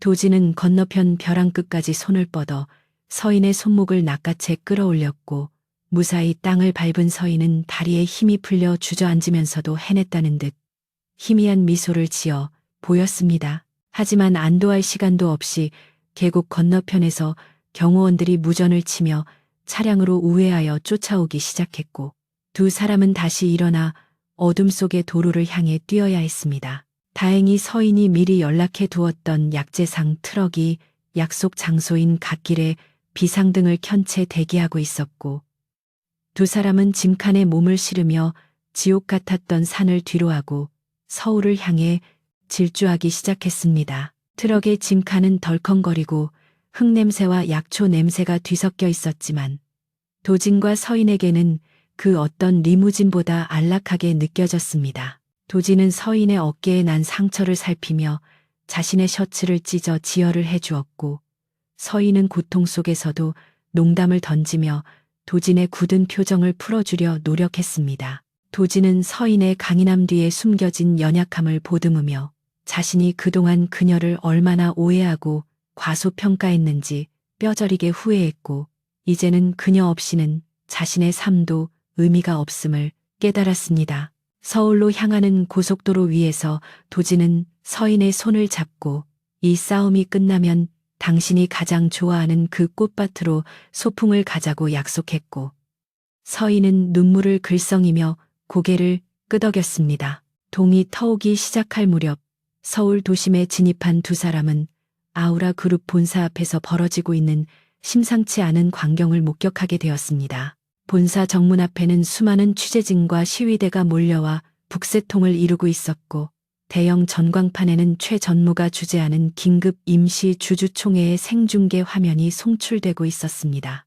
화면 속의 최 전무는 가증스러운 표정으로 눈물을 훔치며 강도진 대표의 경영 실패와 비리를 규탄하고 회사를 살리기 위해 넥서스 캐피털의 인수를 받아들여야 한다고 호소하고 있었습니다.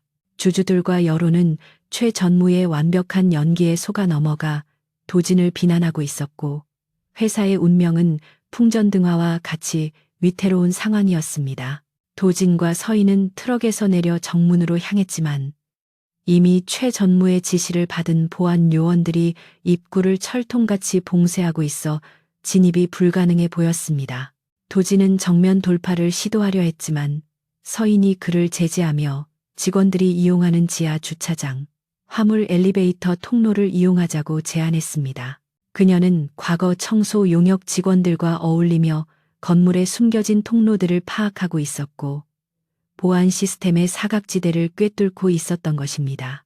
두 사람은 쓰레기 수거함 뒤에 숨겨진 비상문을 강제로 개방하고 지하 통로로 진입했는데 그곳은 쥐떼가 돌아다니는 더럽고 습한 곳이었지만 최상층 회의장으로 가는 가장 빠른 지름길이었습니다.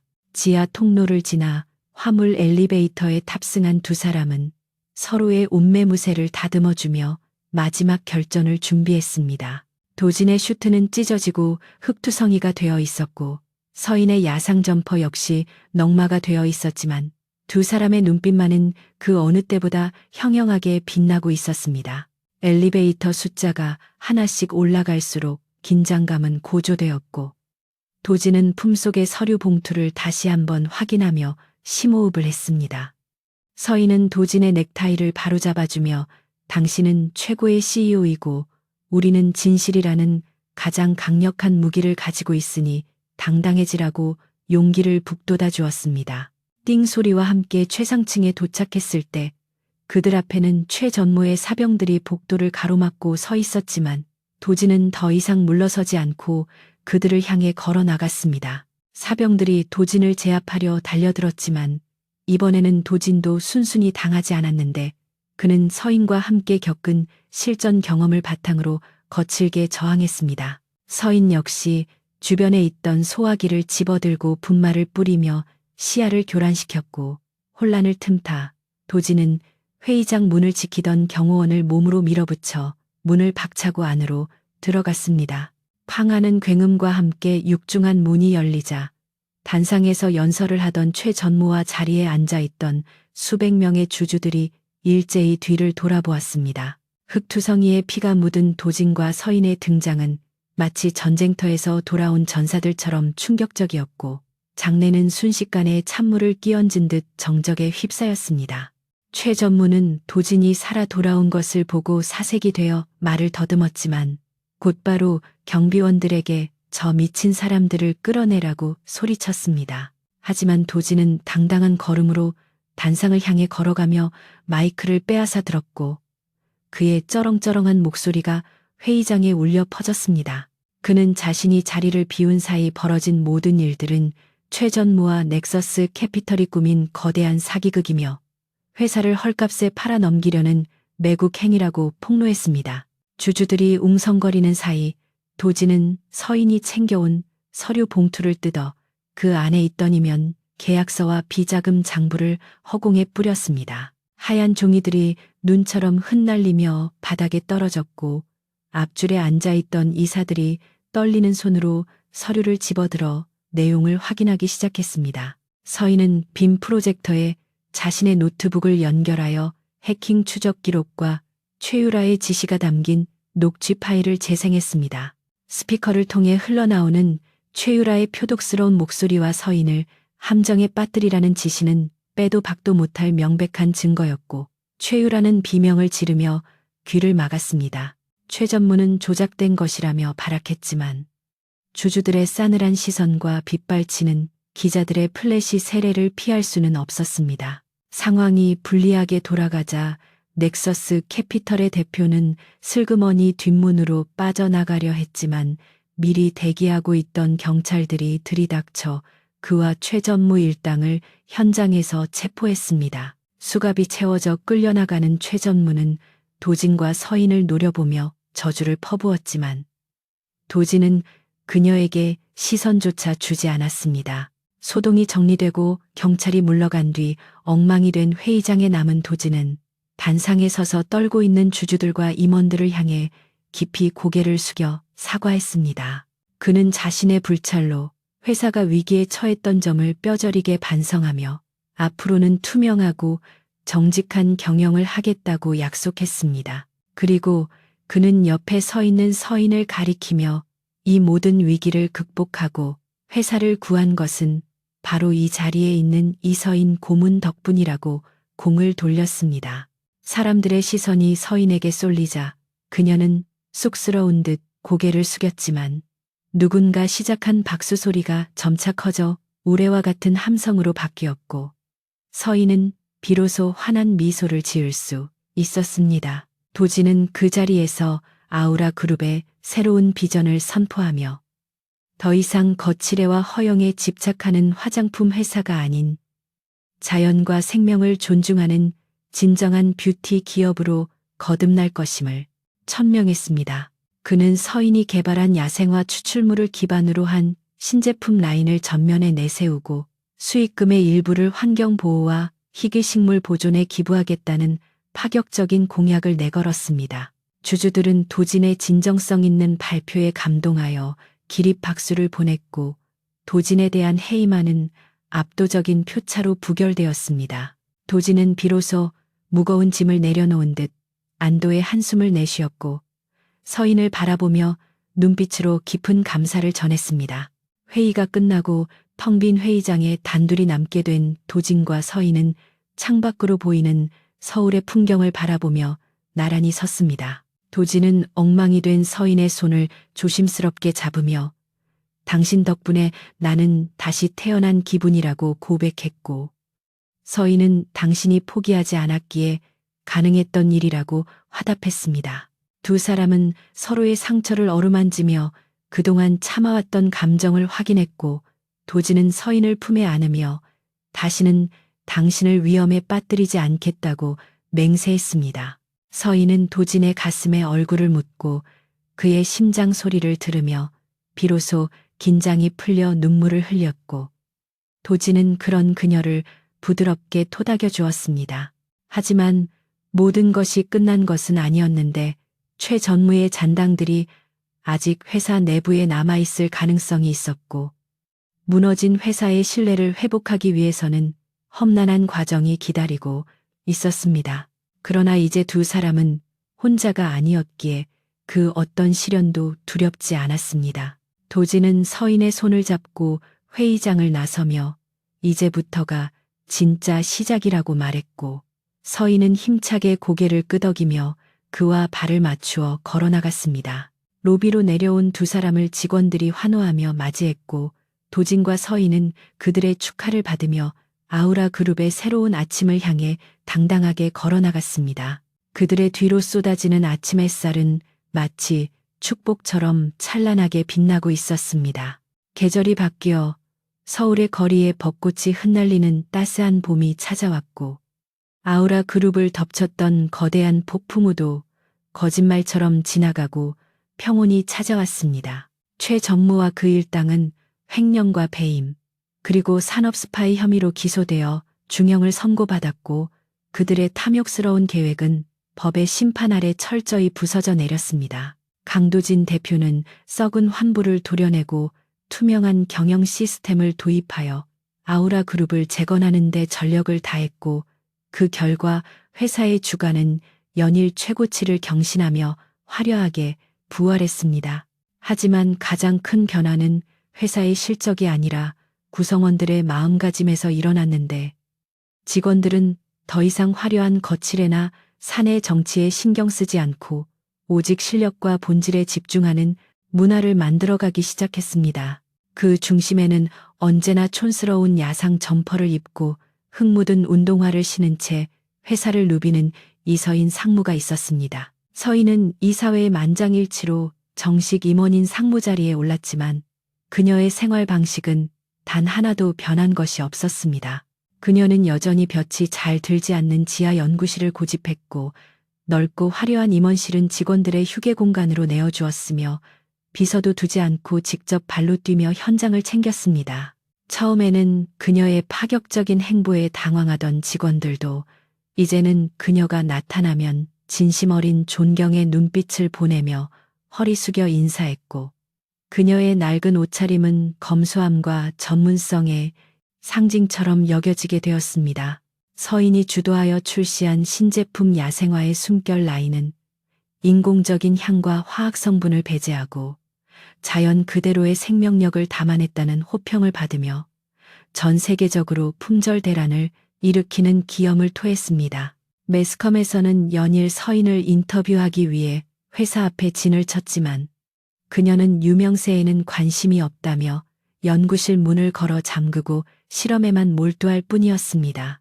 도지는 집무실 창가에서 회사 정문 앞에 몰려든 취재진을 내려다보며 흐뭇한 미소를 지었고 책상 위에 놓인 자신의 건강검진 결과표를 다시 한번 확인했습니다. 주치의조차 기적이라고 표현할 만큼 그의 뇌를 갉아먹던 유전병의 진행이 완전히 멈추었을 뿐만 아니라 손상되었던 신경계가 놀라운 속도로 회복되고 있다는 판정을 받았기 때문이었습니다. 이는 서인이 개발한 푸른 난초 추출물을 꾸준히 복용한 결과였고 도진에게 서인은 회사를 구한 영웅이자 자신의 생명을 구원한 은인이었습니다. 그는 이제 더 이상 두통에 시달리지 않고 편안하게 잠들 수 있었으며 매일 아침 눈을 뜰 때마다 살아있다는 사실에 벅찬 감사를 느꼈습니다. 도진은 서류 결제판을 덮고 자리에서 일어나 재킷을 챙겨 입으며 비서실장에게 오늘 오후 스케줄을 모두 비우라고 지시했습니다. 도진이 향한 곳은 회사가 아닌 서인이 가장 좋아하는 교회의 한적한 수목원이었는데 그는 오늘이야말로 오랫동안 미루어왔던 고백을 하겠다고 단단히 결심한 상태였습니다. 그는 서인에게 어울리는 프로포즈를 하기 위해 수많은 고민을 거듭했는데 다이아몬드 반지나 고급 레스토랑에서의 저녁 식사는 그녀가 질색할 것이 뻔했기 때문이었습니다. 도지는 화려한 이벤트 대신 그녀가 가장 편안함을 느끼는 자연 속에서 자신의 진심을 담백하게 전하는 것이 정답이라고 결론 내렸습니다. 그는 수목원 관리인에게 미리 양해를 구하고 서인이 좋아하는 야생화들이 만개한 온실 한쪽에 작은 테이블과 투박하지만 정성스러운 도시락을 준비했습니다. 도시락 메뉴조차 셰프가 만든 코스 요리가 아니라 두 사람이 산속에서 조난당했을 때 나누어 먹었던 컵라면과 김밥 그리고 따뜻한 보리차였습니다. 서인을 수목원으로 불러내기 위해 도지는 희귀 식물 군락지를 발견했다는 거짓말을 해야 했고 서인은 그 말에 속아 득달같이 달려왔습니다. 연구실 복장 그대로 흙투성이가 된 채 나타난 서인은 도진을 보자마자 식물은 어디 있냐며 두리번거렸지만 도진의 차분한 표정을 보고 무언가 이상함을 감지했습니다. 도진은 쑥스러운 듯 뒷머리를 긁적이며 서인을 온실 안으로 안내했고 촛불 몇 개가 은은하게 밝혀진 소박한 테이블을 보여주었습니다. 서인은 눈을 동그랗게 뜨고 이게 다 뭐냐고 물었고 도진은 당신과 함께 먹고 싶은 저녁 식사라고 대답하며 의자를 빼주었습니다. 서인은 피식 웃음을 터뜨리며 재벌 회장님 치고는 너무 소박한 취향 아니냐고 놀렸지만 그녀의 눈가에는 기분 좋은 설렘이 번지고 있었습니다. 두 사람은 마주 앉아 김밥을 먹으며 지난 1년간 겪었던 수많은 사건들을 추억했고 대화는 끊이질 않고 이어졌습니다. 도진은 처음 서인을 로비에서 마주쳤을 때 촌스러운 여자라고 무시했던 것을 사과했고 서인 역시 도진을 겉만 번지르르한 속물이라고 오해했던 것을 인정하며 서로 웃음을 터뜨렸습니다. 그들은 서로가 서로에게 얼마나 큰 영향을 주었는지 이야기했는데 도진은 서인 덕분에 진짜 중요한 가치가 무엇인지 깨달았다고 말했고 서인은 도진 덕분에 자신의 연구가 세상에 빛을 볼 수 있었다고 고마워했습니다. 밤이 깊어가고 온실 천장 위로 별들이 쏟아질 듯 반짝이자 도진은 자리에서 일어나 서인의 앞으로 다가가 한쪽 무릎을 꿇었습니다. 도진은 품 안에서 작은 나무 상자를 꺼냈는데 그 안에는 화려한 보석 대신 서인이 연구하던 야생화의 씨앗을 넣어 만든 투명한 레진 반지가 들어있었습니다. 그것은 세상에 단 하나뿐인 반지였고 도진이 공방에서 며칠 밤을 새워가며 서툰 솜씨로 직접 깎고 다듬어 만든 것이었습니다. 도진은 떨리는 목소리로 당신은 모두가 비웃던 촌스러운 여자였지만 나에게는 그 누구보다 빛나는 보석이자 나의 운명이라고 고백했습니다. 그는 나의 남은 인생을 당신이라는 숲에서 헤매며 살고 싶다고 말하며 서인의 손에 반지를 끼워 주었습니다. 서인은 투박한 반지를 내려다보며 눈시울을 붉혔고 고개를 끄덕이며 당신이 길을 잃지 않도록 내가 영원히 나침반이 되어주겠다고 대답했습니다.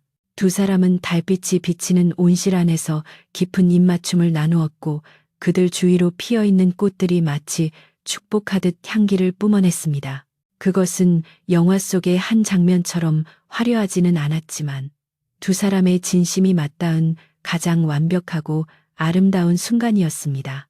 도지는 서인을 품에 안고 당신 덕분에 내가 숨을 쉴 수 있다고 속삭였고 서인은 도진의 등을 토닥이며 이제는 내가 당신의 쉼터가 되어주겠다고 약속했습니다. 그날 밤 두 사람은 수목원을 거닐며 미래에 대한 수많은 꿈을 꾸었고 그 꿈속에는 언제나 서로가 함께하는 모습이 그려져 있었습니다. 시간이 흘러 1년 뒤 아우라 그룹의 본사 로비에서는 신제품 발표회가 열리고 있었는데 이번 행사의 주인공은 단연 강도진 대표와 이서인 상무 부부였습니다. 두 사람은 결혼 후에도 여전히 각자의 스타일을 고수하고 있었는데 도진은 완벽한 수트를 입고 있었지만 넥타이는 서인이 선물한 야생화 패턴의 디자인을 하고 있었고 서인은 드레스 대신 깔끔한 정장 바지의 단화 차림이었습니다. 하지만 아무도 그녀의 패션을 지적하지 않았고 오히려 실용적이고 당당한 그녀의 스타일을 따라하는 것이 유행처럼 번지고 있었습니다. 기자들은 두 사람에게 성공의 비결을 물었고 도진은 마이크를 잡고 모든 공을 아내인 서인에게 돌리며 그녀의 촌스러움 속에 숨겨진 진정성이야말로 우리 회사의 핵심 가치라고 말했습니다. 발표회가 끝나고 인파가 빠져나간 뒤 두 사람은 아무도 없는 로비에 나란히 앉아 휴식을 취했습니다. 서인은 도진의 어깨에 기대어 우리가 여기까지 온 게 실감이 나지 않는다고 말했고 도진은 그녀의 손을 잡으며 앞으로 갈 길이 더 멀다고 웃었습니다. 그들은 이제 단순히 기업을 운영하는 경영자를 넘어 사회에 선한 영향력을 끼치는 리더로서의 삶을 살아가고 있었습니다.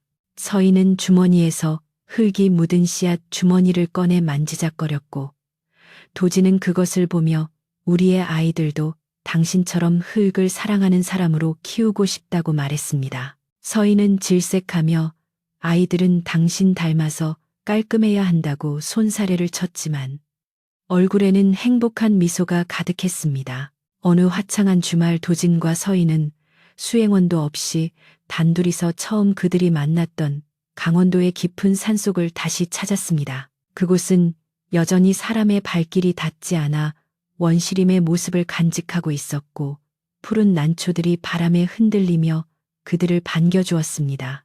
도진은 등산복 차림으로 서인의 뒤를 따라 걸으며 예전처럼 헉헉거리지 않고 제법 능숙하게 산을 탔고 서인은 그런 그를 보며 많이 발전했다고 칭찬했습니다.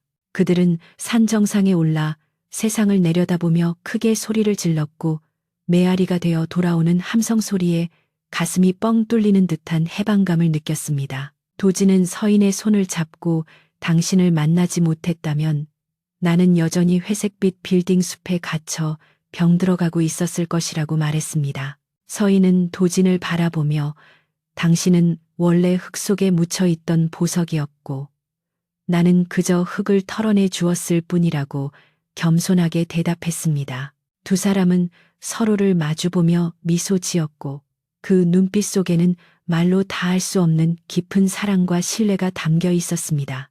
바람이 불어와 두 사람의 머리카락을 헝클어뜨렸지만 그들은 개의치 않고 서로의 온기를 느끼며 오랫동안 그 자리에 서 있었습니다. 이야기는 여기서 끝이 나지만 그들의 삶은 이제 막 새로운 챕터를 시작하고 있었습니다. 모두가 비웃던 촌스러운 여자는 세상을 바꾸는 혁신의 아이콘이 되었고 냉혈한이라 불리던 CEO는 따뜻한 가슴을 지닌 진정한 리더가 되었습니다. 그들은 세상의 편견과 시선에 맞서 자신들만의 정답을 찾아냈고 그 과정에서 피어난 사랑은 그 어떤 꽃보다 아름답고 강인했습니다. 아우라 그룹의 거대한 빌딩 숲 사이에서 그리고 험준한 산맥의 골짜기에서 두 사람의 전설은 계속될 것이며 그들이 뿌린 희망의 씨앗은 더 많은 사람들의 가슴 속에서 꽃을 피울 것입니다. CEO는 운명이라 말했고 그녀는 그 운명을 증명해냈으니 이것이야말로 가장 완벽한 해피엔딩이 아닐 수 없습니다.